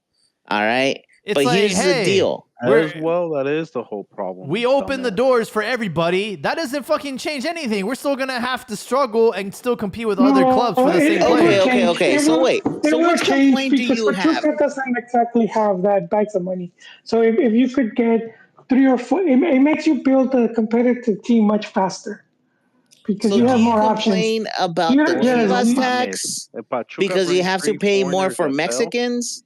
Are you complaining about the fact that you don't have money? Are you complaining, like, where is it? It all stems from money, dude. Money makes life easier. Might not solve problems. Even if you had the money. About this, they stand for nothing. Their president sells them out for anything. Sells out their games. He's in jail for betraying his own team. Like they don't even have a home. They go couch surfing. And this stadium surfing. About legacy. Look, the couch surfing argument for Cruz Azul is fairly simple. One, el gobierno de la Ciudad de México wants to keep us in CDMX. All right? Because we've tried to leave multiple times. ¿A dónde? And they want to keep us there. To Hidalgo. Bro, yo, the Chamo's calling us broke, but we have 2 stadiums. Cruz Azul has 0. Bro, I'm not calling you broke. You guys are calling yourselves broke. Stadium, bro. And they told you, hey, we're going to tear the stadium out. You got to get out of here. That's when you got that stinky roommate that just won't move out. He's behind on rent. And you bought the store, and what did they do? They gave that room to Atlante. They turn around and gave it to Atlante when they convinced you that they were tearing it down. That's how unlike you are, man. That's how unlike you are. They told you a bullshit story so you could get out of their house. You fucking paint sniffer. Because we were trying to rebuild the house. We were in there. It was like, yo, this is a hot piece of shit. Let me invest in it. And they said no. Yeah, because you ain't got the money to own the stadium. No mames, way. We have enough money to do all that and more. Clearly not. You guys don't have a fucking home. It's being built in Hidalgo right now. Built? Yeah, Broke ground They already. haven't broke. I haven't done they shit. did. They have already Like- broken ground. Like they drove by and they. But dropped that's off where 3 the bags of cement, that's where broke the ground. Mexico City government has been stepping in and wanting to keep us in Mexico City.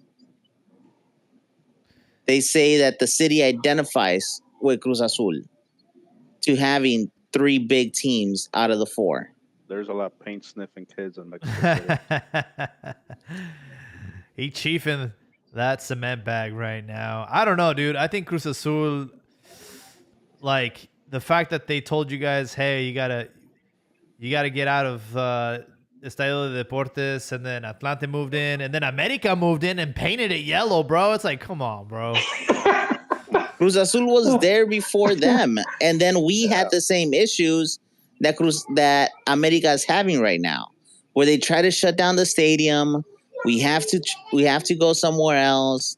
Like this whole issue with the mayor of Ciudad de los Deportes isn't new. All right, so that's why Cruz Azul chose not to re-up. They're like, no, we're done with this. We're going somewhere else because this type of bullshit happens all the time. Why? Because if there's an event at La Plaza de Toro, I can't have a game in the stadium. Like First all all, of these things it's not happen. your own stadium to like pretend you're in control of protocol. And you didn't choose to go somewhere else. They booted you. No, they chose to go somewhere else. No, they said we're closing down shop. We're gonna put some dynamite for your own safety. Get out of here. For your own And you- safety. No. I'm talking about last tournament. You're talking about like what, 5 years ago?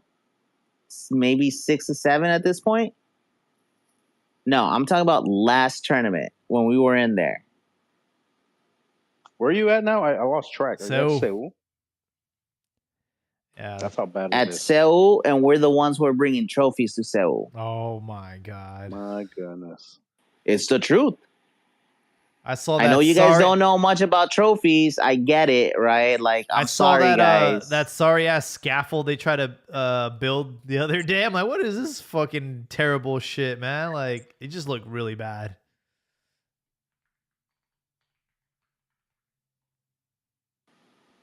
¿Cuál güey? At the Seoul, they try to put like Cruz Azul like banners, and then they had like a scaffold that they try to build, and I don't know if they had a Tifu that was like supposed to be hanging there, but it just looked really, really bad. Like, what the fuck is that thing doing there? Like, I don't know, it just looked terrible. Wanted to switch gears up a little bit. We are having the international break, and La Selección Mexicana is already in Oakland, already experiencing Oakland activities. We're talking about bipping.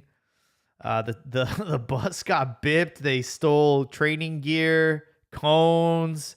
I'm sure they stole some equipment. It's insane, but that is the warm reception they're getting in preparation for their match against Japan on Saturday.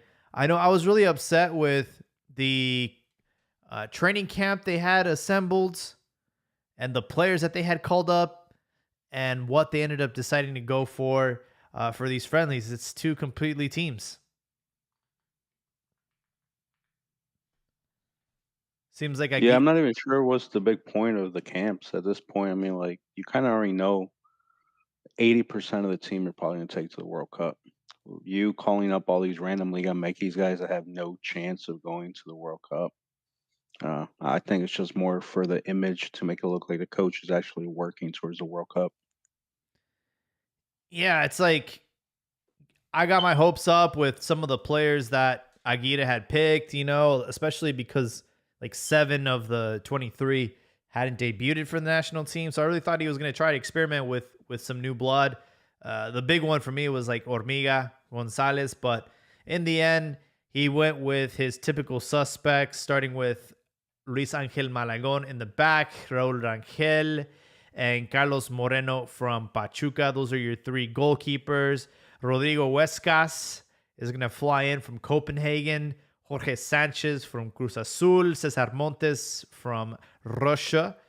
Johan Vazquez, captain of Genoa. Jose Juan Sanchez Purata from Tigres. Chiquete Orozco from Cruz Azul, Jesus Gallardo from Toluca, and Mateo Chavez from sorry, I was gonna say AZ Alzheimer, like like Raul Orbaños did the other day, but it's AZ Alkmaar. Those are your defense.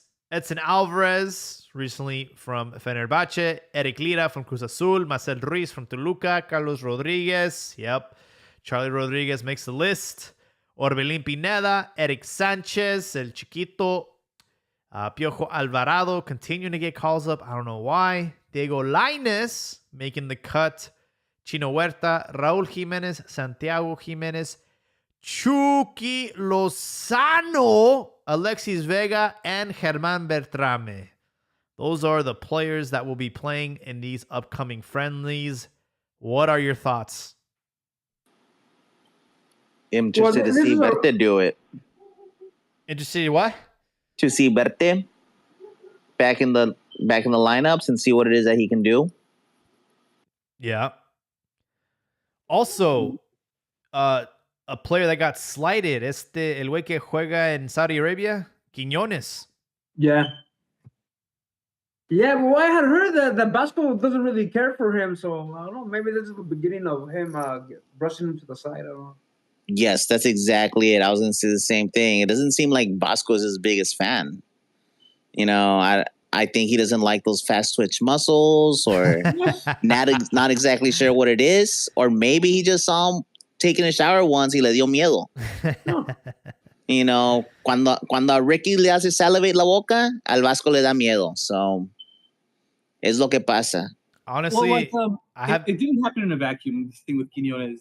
So, like, publicly, Aguirre stated that I don't like him out wide. I only like him behind the striker, right?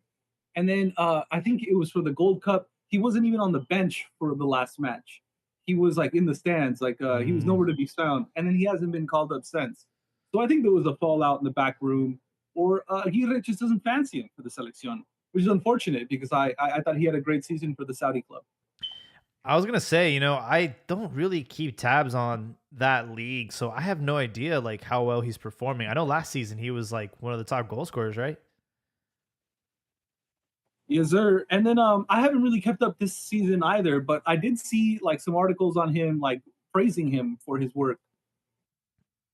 Yeah. Yeah, I'm not sure what's happening with Quiñones.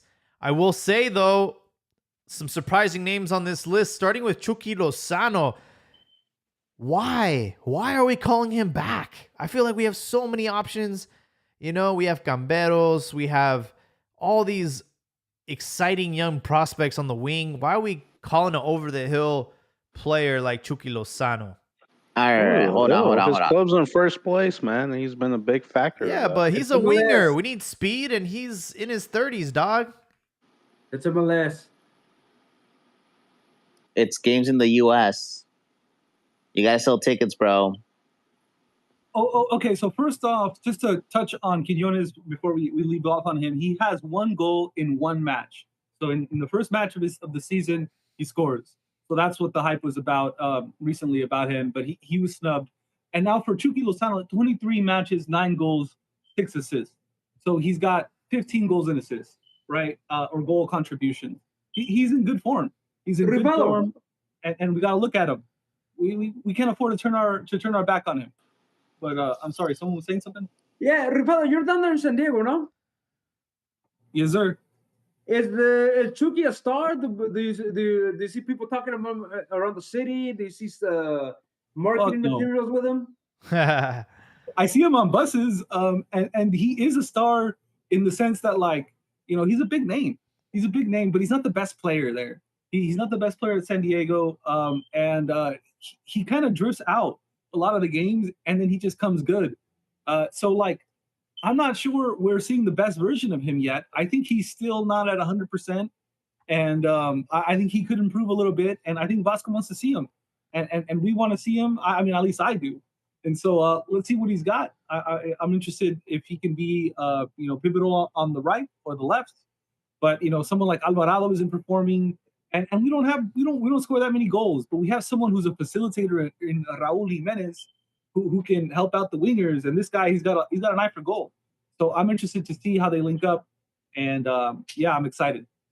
I remember after the Club World Cup, everybody wanted a lot of people wanted Tecatito Prime back on the national team, but it looks like he's not gonna make it. We know what we're getting with Chucky Lozano, and I think his best years are behind him.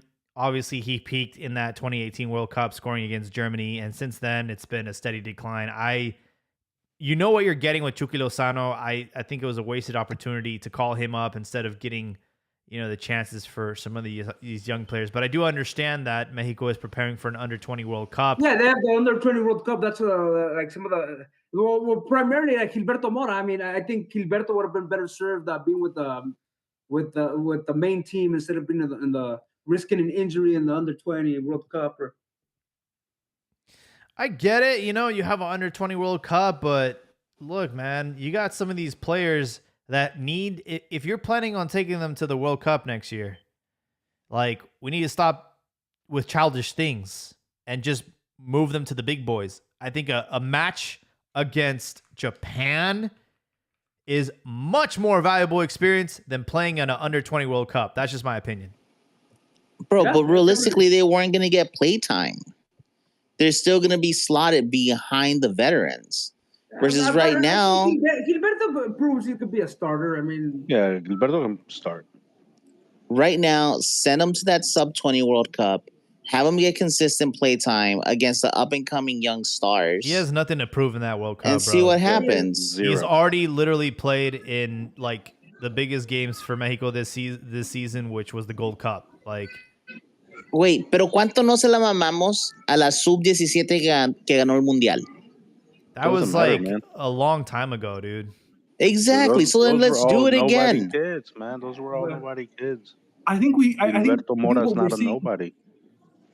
I think you're right. Gilberto Mora's not a nobody. And what we're seeing is the Federation invest in the long-term Olympic project with a lot of really good young players. And yes, we're trying to construct something that'll be good in 2 or 3 years. The next Olympics are. But Thanks. like Gil Mora should herald that. Same thing with Montiel and these guys. And so like I think that's what's happening here. Like, all right, let's get these young guys, playing together. Let's look at them, what do they need? And so that when the Olympics come around, like they're set up to succeed. And yeah, that's what my question. And then Gilberto Mora will be like he at this point will take like the leadership role. He will be captaining that team. I have a question for you guys. Does any other federation do this kind of bullshit? What? Does like Spain do this with Lamine Yamal and Pedri and all these fuckers that are under 20? No, Brazil. Argentina. Like Neymar was 17. I mean, he was. Bro, once they got the fucking green light to play for the main senior side, Messi and Agüero. Argentina used Messi and Agüero for the under 20 in Olympics. Yeah, Brazil used Neymar for Olympics. I mean, he was older, but they brought him in. No, I'm just talking about I'm talking about right now. Like when you talk about Spain and how they have like I would argue another golden generation. You have Pedri, Gavi, Lamine Yamal, like all these players that are super young. Like once they got the green light to play for the the senior side, they put that shit in their rearview mirror. They're not going back to play for the under 20 and all these fucking tournaments. Like, yeah, but Joel is right. I mean, Messi had already debuted with Argentina in the World Cup, and they still called them up for the under 20 in 2000. I mean, those are exceptions to the rule. Agüero was already huge. Wait, what? Agüero was part of that. Did you say that Messi debuted in the World Cup with Argentina, and then they took him to the U20? Yeah. What are you talking about? The U20 World Cup was in 2005. So no, the U20 was 2007. It's every 2 years. Pretty sure the 2005. I think he played both. He might have played both with Beckham, and then they won him. Yeah, because I remember Mexico was eliminated by Argentina, and I remember Messi playing. Let me look. They had Messi and Agüero, man. They were unstoppable. That fuck? Wait, you forgot? You guys forgot? I didn't know. I don't remember. That's weird. Yeah, bro, that team was fucking insane. Messi played in the 2005 U20 World Cup.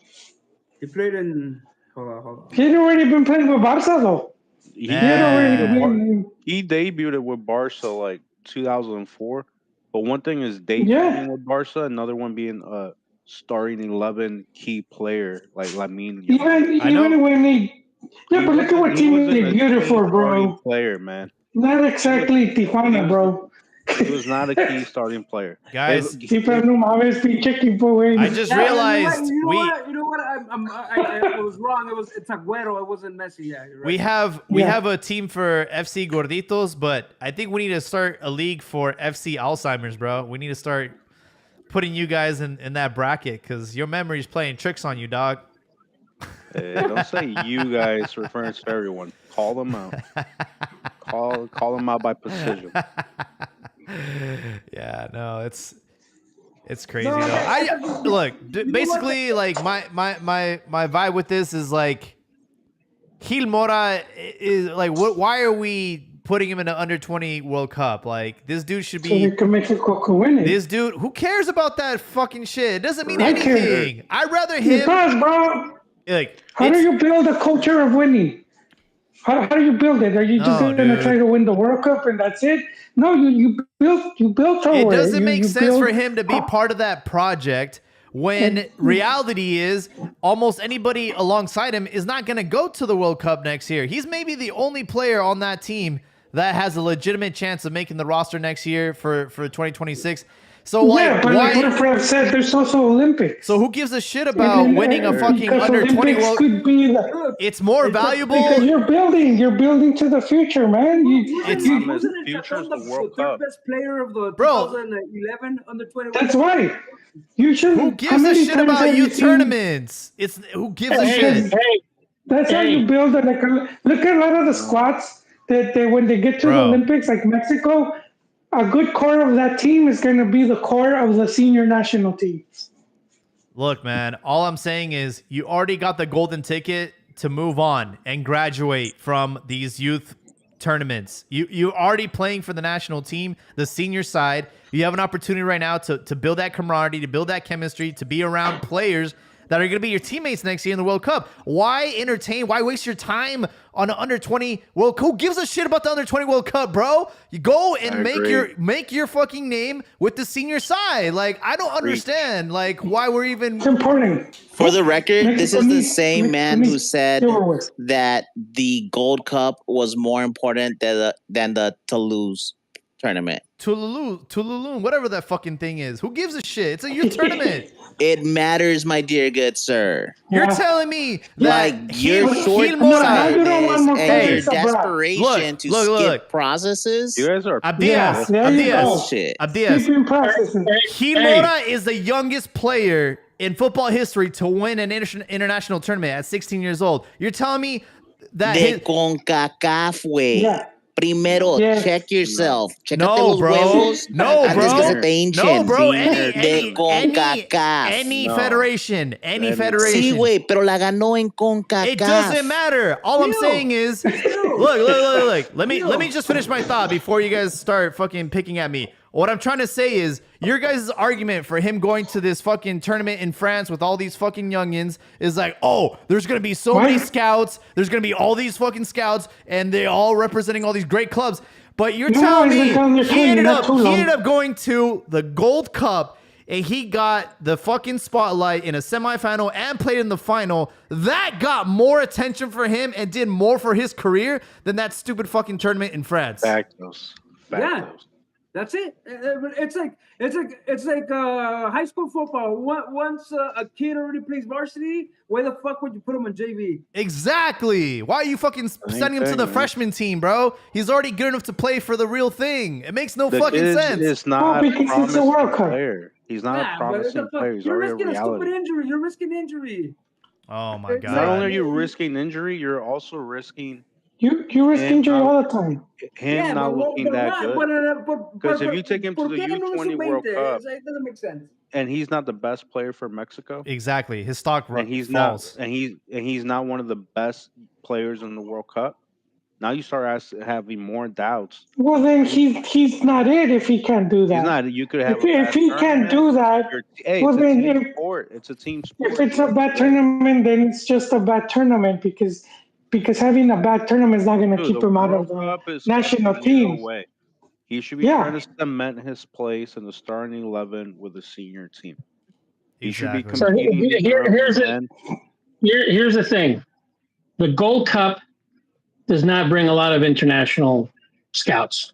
Okay, that's just Mexico. He doesn't Mexico. need scouts. No. What I'm saying is this: linked to Real Madrid. He doesn't need scouts. What I'm saying is this: there's a lot of shit that goes through rumor mill. Okay, the under 20s out of all the youth tournaments, the under 20s, that's the one. That's the one that is the one that basically gets players to the big clubs. Now, the thing about it is at the U17, the standard now for Mexico is at getting to the finals because they've reached the finals yet so many times. In the Olympics, two of the three Olympics, Mexico has gone a medal.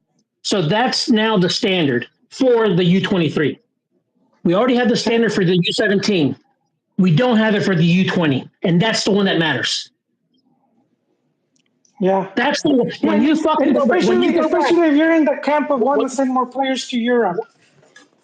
That's the one. That's the one that where you start seeing all the fucking players like the Agüeros, the Figos, all those fucking players. Sending a third grader to the first grade class.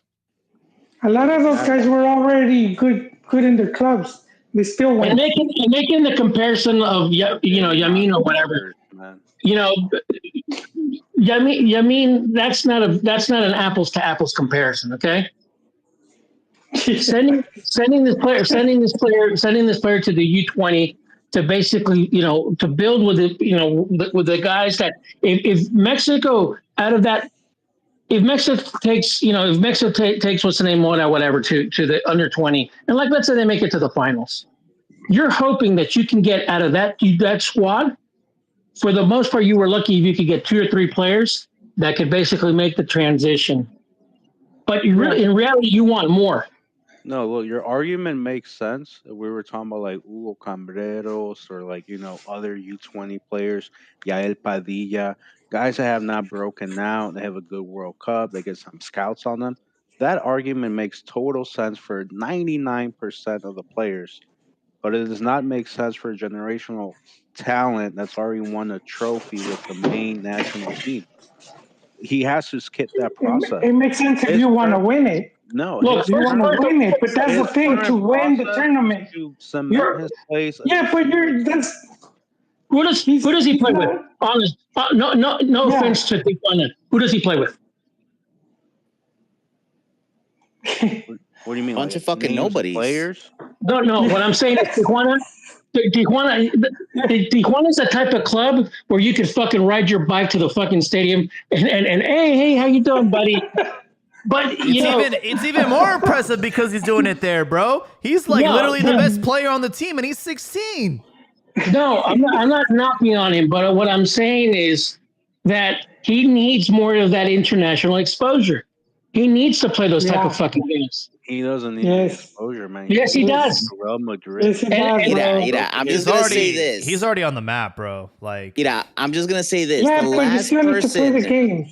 That we had this argument about was Diego Lainez. Yeah. And you were the same fucking way, bro. You're like, why is he going to an under 20 World Cup? Why is he doing this? He's a generational talent. He should be here and there. Se brincó los procesos y ¿dónde está? That's him, though. That's his family. No. Yeah. He should have gone to the World Cup, even if it was to ride the bench. Same thing with Seba. Even just to get that experience and stuff like that. But the thing is, Mexico needs to make that because out of all the youth tournaments, the U20, that's the main one. Yeah, I think you're wrong. You know what Mexico needs? Mexico needs to skip that shit. Because look at Spain.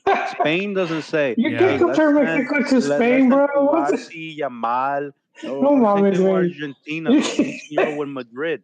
They don't say, hey, let's send these guys over there so we can win the U20 World Cup and we can. No, to them, as these players are so good enough. You're not comparing apples to apples, dude. You're not comparing apples to apples. No, but that's my point. Yeah. That's where you want to get to. What's that? You're saying they don't send good players. To the point where you have so many good 18, 19, 20-year-old players. You really think they're sending scrubs? You really think they're sending scrubs, bro? Playing national team. A lot of those guys are playing first division. I just don't. Still go to the under 20. I don't see the allure or prestige of all these youth titles because they don't translate to anything. They don't mean dog shit, bro. We won 2 under 17 World Cups. What the fuck has that done for us? Nothing. He already told you under 20 is the main one. Under 20 and even under 23. Because under 17, there's a lot of fallout. You win the under 20 World Cup. What does that do for the national team? How many of those players are actually going to go to the Summer World Cup next year? Hey, Jaime, a couple of weeks ago, maybe about a month or 2 months ago, I actually, in the chat, I may have even bookmarked it. I basically, they did where they now of the under 20 like Argentina squad, and like who's still playing, who's still not playing, and it's like you had all these fucking players that had really, you had what I think five or so players that were part of the championship team that won in Qatar, and then you had players that basically had a long process, un proceso largo. And all that stems from that 20 because they were winning.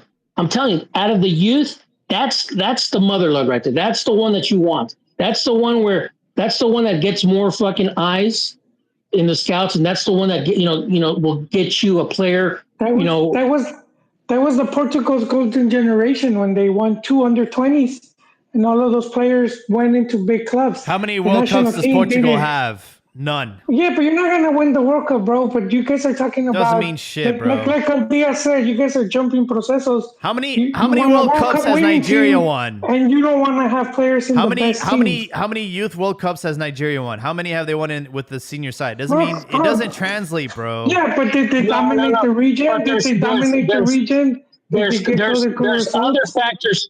There's other factors why Nigeria, that doesn't translate into success. Because there's other factors that they don't have. Like the World Cup champions, all of them have really one thing in common, and there's only one outlier. They have a strong league, the domestic league. Yeah. Uruguay is the only one that doesn't. But back when they won it, they had a strong league. But now in modern football, but there's a lot of factors that go into it, and I'm saying is that you need the players to have more international exposure. I don't know. I'm trying to pull up the results here.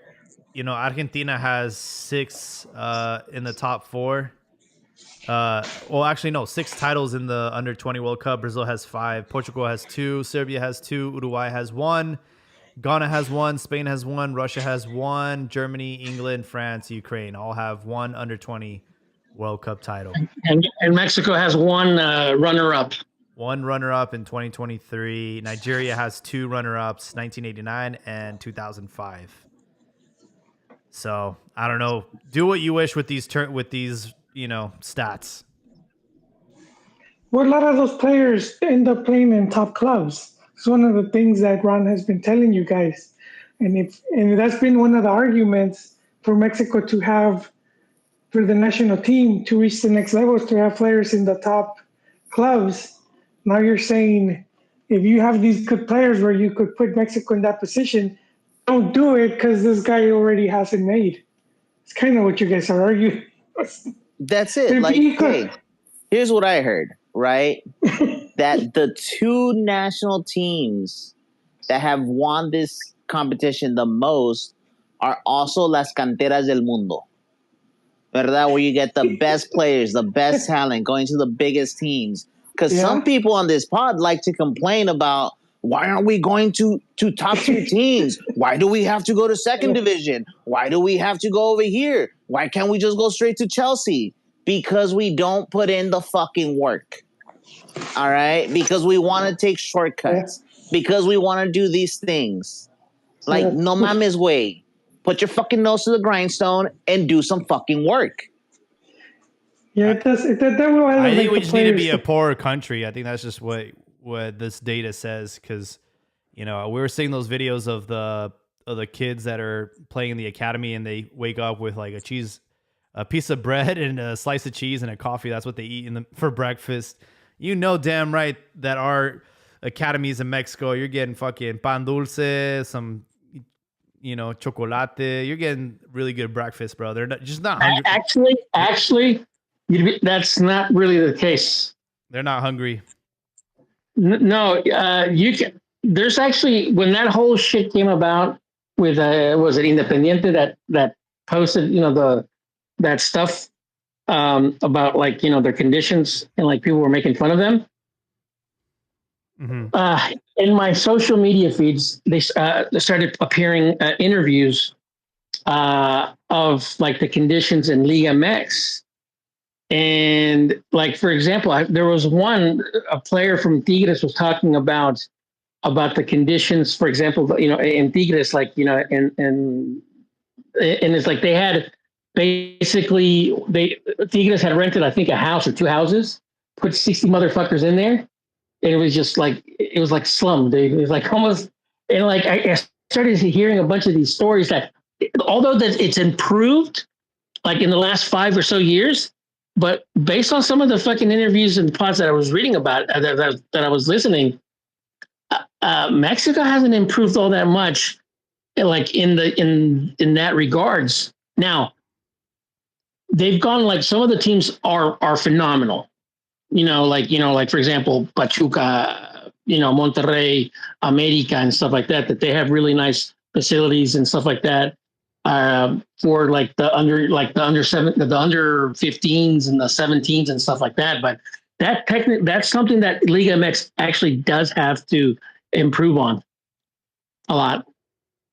They need to have just better facilities all around, basically, not just the 17s and the reserves. I mean, we going down to the to the 15s, going down to the number 13s as well. Mexico needs to improve just across the board in terms of just having more infrastructure and having better scouting just across the board. Ron, remember when Pelado Diaz told the press that in Mex the youth needed to eat more pasta? What's that? Pelado Diaz, when he was at Monterrey, and he said something about the players need to eat more pasta, and the press got all fucking pissed off. Oh yeah. Did they really? Yeah. Well, They got all offended. I don't think he was talking shit. I think he was just saying, you need to bulk them up more and shit like that. Well, it's funny you say that. In Qatar, Tata Martino basically got, he brought some of the like, I don't remember which player it was. Maybe you guys remember this, but it was some of the younger Mexican players that were not going to be really in the, play and stuff like that, but he still brought them along. But he didn't, they were basically just not doing shit there. So one of the players actually decided to go out and eat pizza, and Tata Martino fucking blew a gasket because he ate a fucking slice of pizza over there.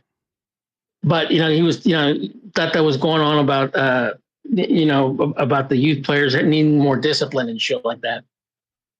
But yeah, I mean, like I said, Abdias is correct that Mexico needs to work harder in that regards.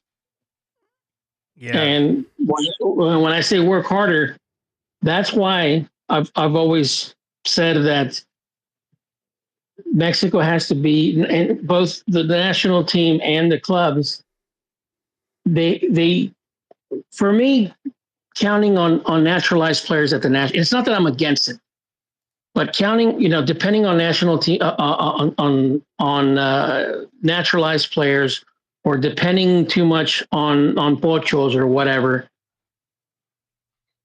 it kind of defeats the purpose of basically the grassroots, because you're trying to find quick fixes.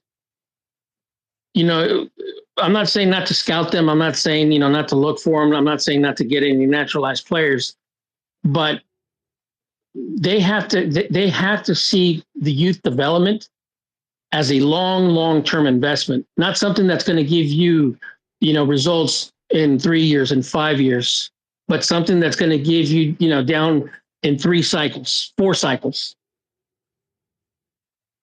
That's what Pumas used to do.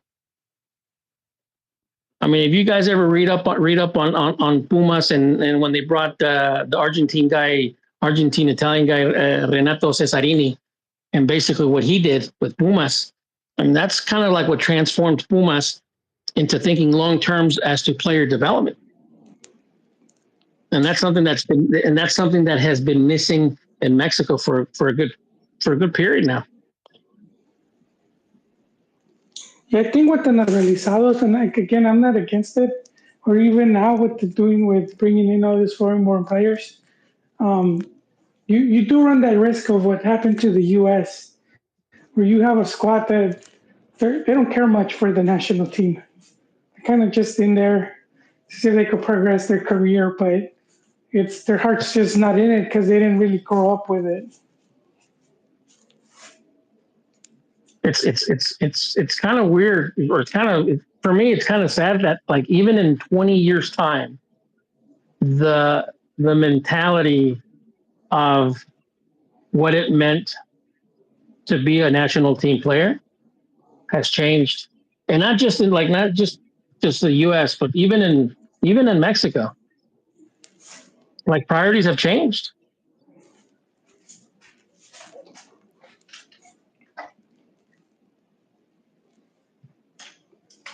Well, I think these matches that we have upcoming are great. A great test for the national team. I'm also not really convinced with this roster. I wish we could have some more elements of surprise, but I'm curious to see how the reception is for Chucky Lozano. I know he's like a fan favorite, and everybody likes doing that Chucky Lozano chant. I'm curious if he'll get the start on Saturday, but Japan is a great test, and I think they're doing things really well, and it should be a good environment in Oakland. You think Linus makes the cut? I don't know. Linus is one of those players that we really thought was going to be like the next, big player, and he left Betis with his tail between his legs. So, just to touch on the winger stuff a little bit, let's look at who Irving Lozano is competing with. He's competing with Puerta, Vega, Alvarado, and Lozano. That, like, none of those guys is tearing it up. Vega's on a good form, but he's on the left. Puerta is pretty good, but in like a lower league team in Europe. Not really like tearing it up, and never been like amazing for La Selección, right? So like none of these guys have really convinced, is what I'm trying to say. Chucky Lozano, while he has like a checkered past with us, the door is wide open for him. The path is clear. If he can impress right now, he walks into this team. You really think so? Yeah, and that's just goes to show you that the wingers in our pool haven't impressed. So, it's up for anyone. It's up for anyone. Yeah, I think his stint with the national team came to an end when he decided to leave Europe and go to MLS. It just showed that you're not willing to play at the highest level anymore, and you're settling for your own personal gain than to, stay out there in Europe and play hardball. Yeah, but you never know behind the scenes. It could also be just to kill any drama of Chucky coming out in interviews saying he doesn't know why he's not getting called up. Call him up, tell him to shut up, and then send him back home, and then call him up again. Yeah, we'll see. Guys, we're at the 2-hour mark. We want to give everyone their opportunity for closing thoughts, and then we can wrap up this episode. But yeah, thank you all so much for joining us. Hold on. Just really quickly, just one thing. I know I came in late. Yeah. Did we talk about Leagues Cup and the final? We did not. I mean, if you want to talk about it, there was no Liga MX team in the final. I know we did have Obed. Was it Vargas? Yep. Go ahead. What you Going got? in there, putting in the work. The biggest thing that I got, bro, was the shit show that happened after Miami lost. And the lack of a response from MLS, from CONCACAF, from anybody, further showing the favoritism that is being shown to Miami FC, right? And if by any chance anybody who's listening to this has been living under a rock for the past 2-3 days, Luis Suarez spit on assistant coach. Messi was encarándose con Obed. Sergio Busquets threw a punch to Obed Vargas. Like, all of these things happened and they were caught on camera. But yet, not a single thing is said anywhere. It's been 3 days and MLS has yet to issue any type of response, any type of presser, anything about it. Right? So they're going to sweep this under the rug for Messi and friends. So if you ever think of yourself of a fake plastic club, that is what Messi FC is. Right? And I made a meme a long time ago, and it's held true to this day. Nada ganado, todo regalado. Son un equipo de verga, son un equipo falso, and they get every fucking favoritism in the book that they can. Yeah, I did see some of the clips on there, and it's very unfortunate. I've never been a fan of Luis Suarez. He's one of the main reasons why I hate Barcelona, him and Messi, honestly. And he's had so many opportunities, right? He's always he's bitten players. He's such a dirty player, bro. And even at this age, he still hasn't learned his lesson, spitting on a coach. It's crazy, bro. Like, that guy should not be able to play for the remaining of the season. And they're saying, Leagues Cup has no ties to CONCACAF or MLS, so, he'll have to take his punishment with Leagues Cup. I'm like, wow. No they repercussions. Won't be around for Leagues Cup. Exactly. No repercussions. And I just want to say that Obed, you guys been fucking up his last name. It's not Vargas. After he taunted Messi, after he celebrated in Suarez's face, he pissed off Busquets so much that Busquets had a sucker punch him. And then he goes on the interview and says, "This is for Mexico." That's not Obed Vargas, man. That's Don Obed Vargas. Okay? Get it right. Salute to that man. All right. Yeah, is he play with the U.S. or Mexican national team? No, Mexico U20. Him, Montiel, and Is it true? You're starting U20 midfield. The Novel, whatever his name is, I saw something. I don't know if it was a meme or if it's true or not, but apparently, did he say something to Messi that you're nothing without penalties or some shit like that, or was that just? That's mean. He did say something like that. Yes. No, that was just that was just parody, bro. I don't think. Okay. But it was during a moment when they were face to face, encarándose, y se ve que Messi se emputa and starts to go after him. No, my favorite I like that.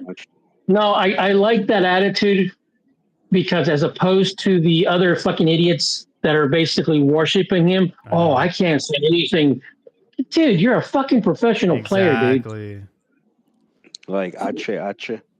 It's like I who was it? Like Tom Brady. He was talking about, and obviously he's got the utmost respect for Peyton Manning, but he's like, I'm looking at him, like internally, he's basically starting to learn to hate him because he wants to beat him. It's like, you're not there to fucking admire that guy. You're there to beat the shit out of him. He's your adversary, so why would you treat him like a fan? It's like, no, bro. Like, you can't be fangirling over your rival. Like, what the fuck's wrong with you? Yeah. So what I think is really interesting about this victory for the Seattle Sounders is that they ran Miami off the field. Like, Obed drowned Messi. Messi was nothing compared to this 20-year-old kid with 3 lungs, right? Who was just hounding him the whole match. And I think that's a good indictment to how we should play these more talented teams, and that's just by running them off the field. And to do that, we need players like Obed, like Montiel, like Mora to be like a big part of our team, right? So that we can play that physical game where like we're running more than them, and like in spite of all their talent, like they they can't outcompete us in the physical aspect, right? So like I want to see more players like Obed play for us because like I was impressed with that physical side to him, and we need to cultivate that more in Mexico. We were talking about eating more pasta because our kids are all desnutriados. Sorry, and Yep. like we need to focus on that physical side. This kid, grew up in Alaska, made it in Seattle. He's a very good physical specimen. At only 20 years old or 19 years old, however old he is. Um, and I want to see more of him and more of that style where we can just out muscle anyone, and it's something we don't see with a lot of young Mexicans, and I was really impressed by him. But it also comes down to the coaching too. I mean, leading up to that game, the coach was like, "I know they got Messi, they got Suarez, and Busquets, but I have this guy, this guy." Like he started naming his players, like hyping them up. But if you also, what I found interesting about that game was that Seattle started with 6+ Americans, while Miami only had one American starting. So not only do you start with 6 Americans against a stacked team, you like went toe to toe with them on those counters, and then if you look at the last 20 minutes, the Seattle coach he put in all the fast black guys at the end. Miami's down, they're tired. Then you bring in the guys with speed, and that's how they earned that penalty. That's how they earned those counters. So overall, it was a well executed game plan from the players to the coaching staff. Wow, you guys sound like MLS fans. I didn't Well, watch man, that. I didn't watch that shit. I'm not gonna watch that shit. It's an indictment to like how poorly built this plastic team is, and because you can't have three guys that can't run. You have Busquets, you have Suarez, and you have Messi, right? And then Jordi Alba too. He's not a two-way player anymore. You can't have these guys. Like that's not a serious team, and this is why you have like moments where we feel like they're being helped out by the refs or like by like the powers in the background like FIFA or MLS because like we see that they're struggling, right? And that like they're not running. They I don't know. It just doesn't seem real. Like this Miami hype or aura or like the success that they're trying to create behind this team. It's not real, and it's not like a really competitive team. I don't think because you got four old men starting every game. Hey, they are as fake as their fucking fans who were trading in Messi jerseys for Seattle jerseys at the end when they lost. So just goes to show how fake that whole franchise is. Hey, not MLS fan, but I do have to say this now pressures the Liga MX team to win League's Cup because Seattle now is like the first North American team to win all its available tournaments to it. And that's the only thing Mexican teams are missing now. It's just League's Cup. The one, everything else, Champions League, your domestic tournaments, just need League's Cup. We'll see. All right, guys, closing thoughts. Who wants to go first?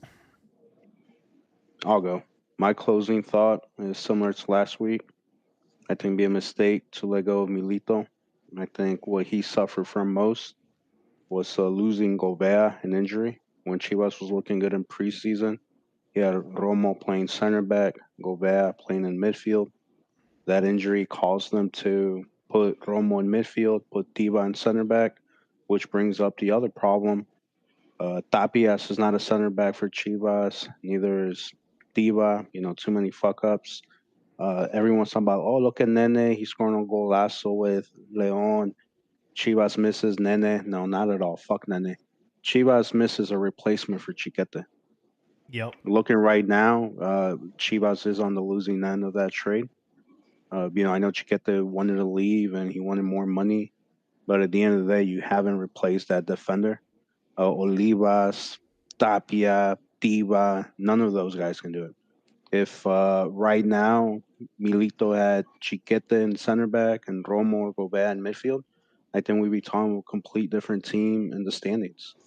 But like I said it in the chat, we haven't been defeated by more than one goal.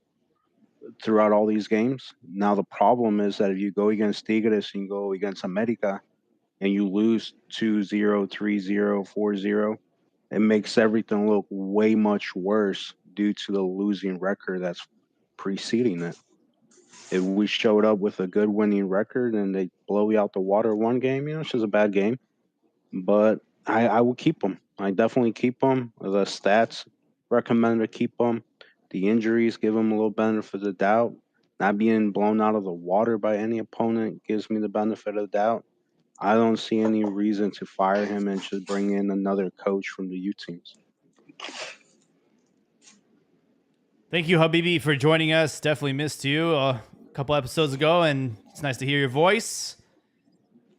Who's next? I'll go next if that's all right, everyone.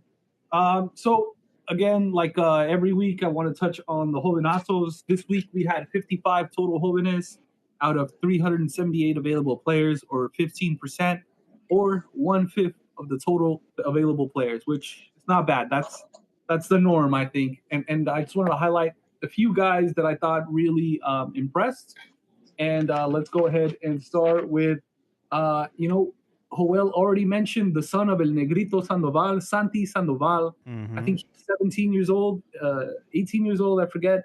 But, since he started contributing for Chivas, he's been starting as the center attacking midfielder, or the third midfielder, a little higher than the two CDMs. So I'm really excited for him. I like him. I know we lost this weekend against Cruz Azul, but I am really impressed by this guy. Everyone talks about Camberos, and Camberos is good, but this guy is playing over Camberos, different position. But I think he's like the breakout youngster this season. And that was supposed to be Camberos, and it's not. So let's see who else impressed me. We have over there at Cholos, who beat Necaxa 3-0. That was a good match. I've hated on this guy, Alejandro Gomez, 23-year-old center back. He was in Portugal a few years ago, went back to Atlas. They sold him to Cholos. He was on the bench for a while. Now he's starting. I thought he looked good. And I'm like, damn, this guy, he's making me believe again. 23 years old.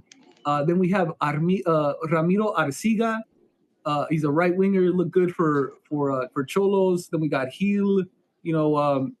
I was scared for him for a little bit. I thought he was injured. I thought he was gonna go down and get subbed out because someone fouled him early on in this match, and they got red carded for it. Yep. It was a nasty ass tackle, yeah. And I was like, oh fuck. So I was scared for my boy, but he pulled through. Another guy that impressed me was in the Atlas match. Atlas, they lost, right? They lost to Pumas 1-0. It was scored by Aaron Ramsey, the Welsh guy. So kudos for him. But there's this guy that really impressed me by Atlas, and I've been touting him for like 3 weeks in a row now. It's Victor Rios, like 6'1" center midfielder for Atlas. He just impressing me, dude, because like he started off in the season as a center back, then they moved him to left winger or left mid. Now he's smack in the middle, bro. And I'm just like, what the fuck is up with this guy? Like he can play so many positions, and he's just really promising. He's like young, 21-year-old, 6 foot guy, good with his feet. I think someone needs to snatch him up. And then we have America. We have this guy right back, Dagoberto Espinosa. I asked Ron what you thought of him last week. He's got 5 starts at right back for Club America this season, starting the majority of the matches. You have Israel Reyes moving to center mid or CDM, the 6 role. And this guy, snatched up that right back spot and ate Alvarez's lunch. And so I think he's a really interesting guy. And then I just want to shout out. That was it. That was the only guys that I thought were interesting this week. But 1/5 of all the players were under the age of 23, and I think that's a good number. Anyways, thanks for listening to me rant, guys. Appreciate you all, and have a great one. Thank you, Rifado. Definitely had a scare with that tackle against Gil Mora. Protect him at all costs. But luckily, he's a kid. He's young. He's elastic, so he just bounced back. And Necaxa and Gago, not in the best form. They were booing Gago, so he deserves all the hate. Good for him. Who's next? I'll go next. Dale, All right, you dale, go, abuelito. Diaz. No, you do it. Bueno. All right, I'll go. Pues Go. miren, chavos. My closing thoughts is that unfortunately I came in here a little bit too late para los putazos. Pero ¿saben qué? I said this before the game started. I was getting on a plane. I told y'all I'm going to miss it. Don't flood the chat with your fucking Chivas tears. And guess what? Me la pelaron putos. All right? Chivas is a fucking sham of a team. All right? You lose every game that you're expected to lose. And this was one of them. And guess what? The next 3 matches that you have coming up, you're going to get 0 fucking points out of a possible 9. And unfortunately, that's not me being a hater. That's the fucking truth. All right? And you guys know it.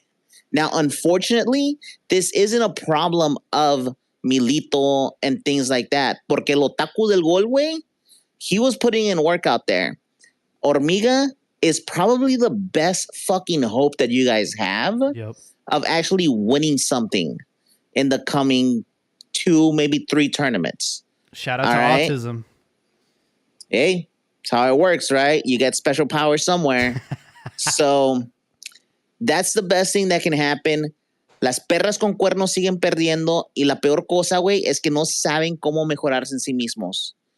The best thing you can do right now is get out of your own way, grab your ankles, lube up, and enjoy the ride. All right? Because Chivas is about to get fucked for the remainder of the season. There's very few teams that you're going to be able to beat. And with the performances that you've been giving, I'm surprised if you're going to be able to put in hands against Mazatlan. Now, listen to that closely. Against fucking Mazatlan, I don't think you're going to be able to win. Now, Cruz Azul was in there. He was all up in your guts, right? Yeah, we let you have the ball. Yeah, you did what you guys had to. But who had the most shots on goal? Cruz Azul. All right? Porque Chivas estaba tirando para allá, para acá, wasn't getting them anywhere fucking close. That foul that they called on El Toro was 100% bullshit. All right? He barely even fucking touches the player. It's a football play. Scores a fucking great goal and then gets called off. Esas fueron mamadas. Luego, antes de eso, se nos tronó Cepu. Like, things weren't going that well, but Cruz Azul was able to scrap out that win. With all of that being said, I said it at the beginning of the tournament, right? Cruz Azul is one of those teams that heats up. We don't start out fucking amazing. Give Larcamon time to show his work. And now, here we are, tied for second place with only 2 goals of difference between us and America. America right now is sitting at second because of goal difference. That's the only thing. And the fact that they have Mark Henry on their team, who apparently is a really good fucking soccer player and not just a wrestler. Like, who knew that? Pero, aparte de eso, the last thing that I want to say is puro pinche team noche y veremos a ver cómo termina la casa. Cruz Azul, 5-game winning streak.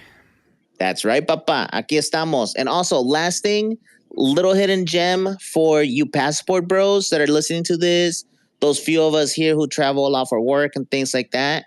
If you can manage to get a business trip out to Zihuatanejo, do so. Furthermore, there's this little hotel called Hotel Irma right on the beach. It's actually really cheap, really budget friendly. It is a Mexican hotel for Mexicans.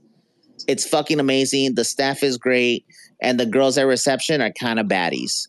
So go check it out. Go travel. Go improve the race. Is that all they do? Greet you? Anything else besides greet you? Mande? Is that all they do? Check you in? Anything else? Oh, no. They give those special services, especially if you speak English. Well, thanks for the tip. I'm looking for ideas for my anniversary. What's see what the Nejos were Andy Dufresne's retired. Morgan Freeman Oh, meets him later. looks nice. Yeah, if it's even that place. You know how they'll film somewhere and say it's somewhere else. All But right. What? Are you next? Who's see, yeah, next? yo, see, yeah, yo. That was me. It's my turn. No, I just wanted to hit up on the under 20. I feel that for a team like national team like Mexico needs to build a culture of winning because it's lacking, especially at the international stage.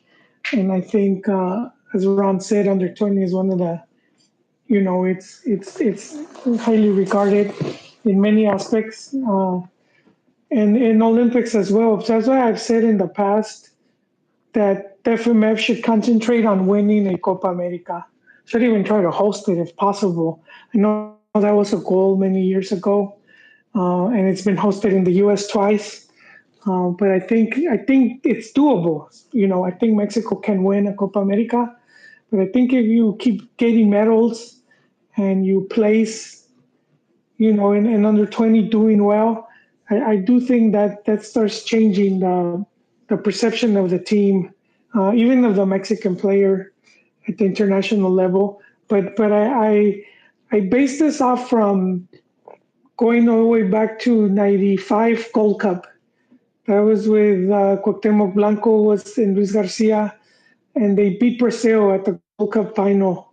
And I believe that was the very first time they beat Brazil in an official match. And but it was to win silverware, right? They win the Gold Cup. 4 years later, '99 Confederations Cup, and it's Cuauhtemoc again. And you just have to, for me, I have to imagine he's seen them at the final. That's his stadium, and he's like, I've beaten these guys. I could beat them again, and they did. That was Mexico's first, FIFA tournament, and I do think it changed this perception of what's possible. Just in between, sandwich between that, you did have a Copa America final, but then Brazil keeps reappearing in Mexico, and '05, the under 17 World Cup, they beat them. 6 years later, Olympics, they beat Brazil again, and now you have a pretty good cabinet, their trophy cabinet that no one in the region has that even comes close, and even in the international stage is pretty impressive outside of like the top five, amassing those wins. So I think to get Mexico to that next level, I think that's one of the ways to do it, where the players start believing more in themselves because they're getting these results, and not just have to wait every 4 years to see how it goes. Like you said, I think El Masavio said it, under 20s every 2 years. So it should be, in my opinion, especially for Mexico, it should be a goal. Try to do always as best as you can. Always challenge for this, because even if you don't win it, you could get some good results, and a lot of times you're gonna face those players again. So, and if you once you're facing those players, at least for the next player, be like, hey, I whooped this dudes, or I played them and it wasn't that far off, which I think it's a big change of mentality from what you hear going back to like '93, where it was like Mex players would be impressed with some of the international players when then they would meet up with them. And, back then it was rare for them to go up against that caliber of players. It wasn't as often as it is now. So for me, if you have that talent, if you have a player, especially like Mora, and you can win that tournament, I would go all in. And I think that you and Ron are naive old guys, giving FMF too much benefit of the doubt, thinking about winning mentality long term. This all comes down to Mexico's But group. they've done it. No, this But is all comes FMF down has done to. it. No, this all comes down to Mexico's group is Brazil, Morocco, and Spain. That is the group of death. FMF told Aguirre, we don't want to get embarrassed. We don't want to get bounced in the group stage. We're taking our best guys, and that includes Mora. Simple as that. It's not about long term. It's not about winning culture. Mexico has one of the most No, difficult that's groups my I've take. seen in the group stage, at all across all levels. And Mexico has a potential to be embarrassed and eliminated in the group stage. So they're taking all the heavy hitters they can at that age level. That's all it comes down to. Well, look, 101 was my take. If you're asking me for FMF's take, to me, No, there's that's a all lot I'm of money saying. to Like be made there you from like making it sponsorships. seem like, this long term winning culture. Yeah, me. That Knowing was me. FMF and as short minded they are, they just don't want to be embarrassed, and it makes I sense. don't. I agree with them I don't in think they're that sense. short-minded. I don't. Take all the heavy hitters, take Mora, take Bro, everybody, because that's one hard ass a, group, and you need all the help you can to get out of it. a country that's hosting 3 World Cups is not short-minded. I do think FMF shoots itself in the foot a lot of times, but they've done a lot throughout the years to improve the football in the country. I know we like to shit on them, and I know they do a lot of stupid shit, but they've also done a lot of really good stuff. And they have there is silverware there. It's not like it's empty, and it's just we could have. It's they have, you know, they have they have achieved a lot of things. So I do think not always, but they have planned stuff. Some of the stuff takes years, and like I said, three World Cups. It's that speaks for itself. Mexico's problem at present and historically has always been its location geographically. That's just no other way to say it. It's not like it's not like they're in Europe. It's not like they were in the southern cone of of South American continent. So I don't. I'm critical of the federation for certain things, but I also, going to Hoyley's point, I'm also aware of all the stuff that they've had to do on their own, being proactive, and for that I do applaud them for that. Now, going back to I don't remember who asked me, but I said that right now, this was actually weeks ago. What needs to change is the culture, and that's the hardest thing to change. And you say that me and Hoyley are old, old timers or whatever and stuff like that. But we have a baseline to go off of. We've seen them at their worst. We've seen them at their best. We've seen what they did that worked. And we know that once you put in the program expectations, and then you reach those expectations, the guys that come afterwards are able to meet those expectations. And you saw it early on with Copa America, where in the first 5 editions that they were in, they were finalists twice, and they were semifinalists 4 out of those 5 times. Copa Sudamericana, the only 3 times that the Mexican teams were there, all 3 of them were reached the finals. And then once you start getting to Copa Libertadores, within 3 years, boom, reaching the semifinals, reaching the finals, it started to become more of an occurrence for them. So setting the expectations is extremely important. Setting that culture up is extremely important, and that's why I keep saying that's why I mentioned the under 17s. For the under 17 program, the final is very doable. We've had a lot of teams reach the finals and win it. So same thing now with the Olympics. The standard is the final, a medal. We haven't had that with the under 20, and we haven't really had that with the national team in terms of the World Cup. I guarantee you, once Mexico, outside of Mexico, starts reaching the quarterfinals and starts reaching, I guarantee you, that's when they will say, okay, well, never mind. We got the monkey off our back now. But it's about setting the proper expectations and putting in that culture of winning.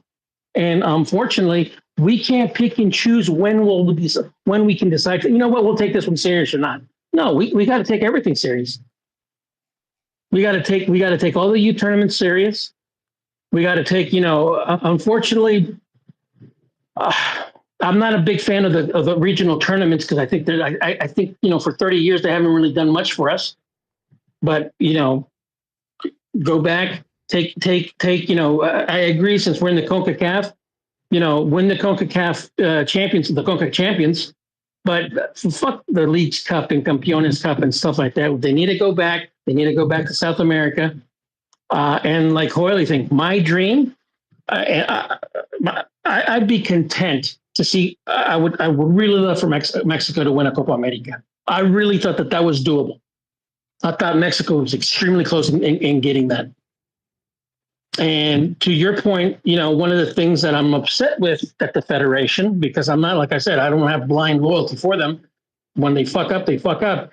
I'm pissed off how they have got in bed with some and have prioritized the financial aspect of it more so than the sporting. And I'm not one of those ones that demonize and vilify money. I said, you need money, and you need a lot of it, to run a successful program.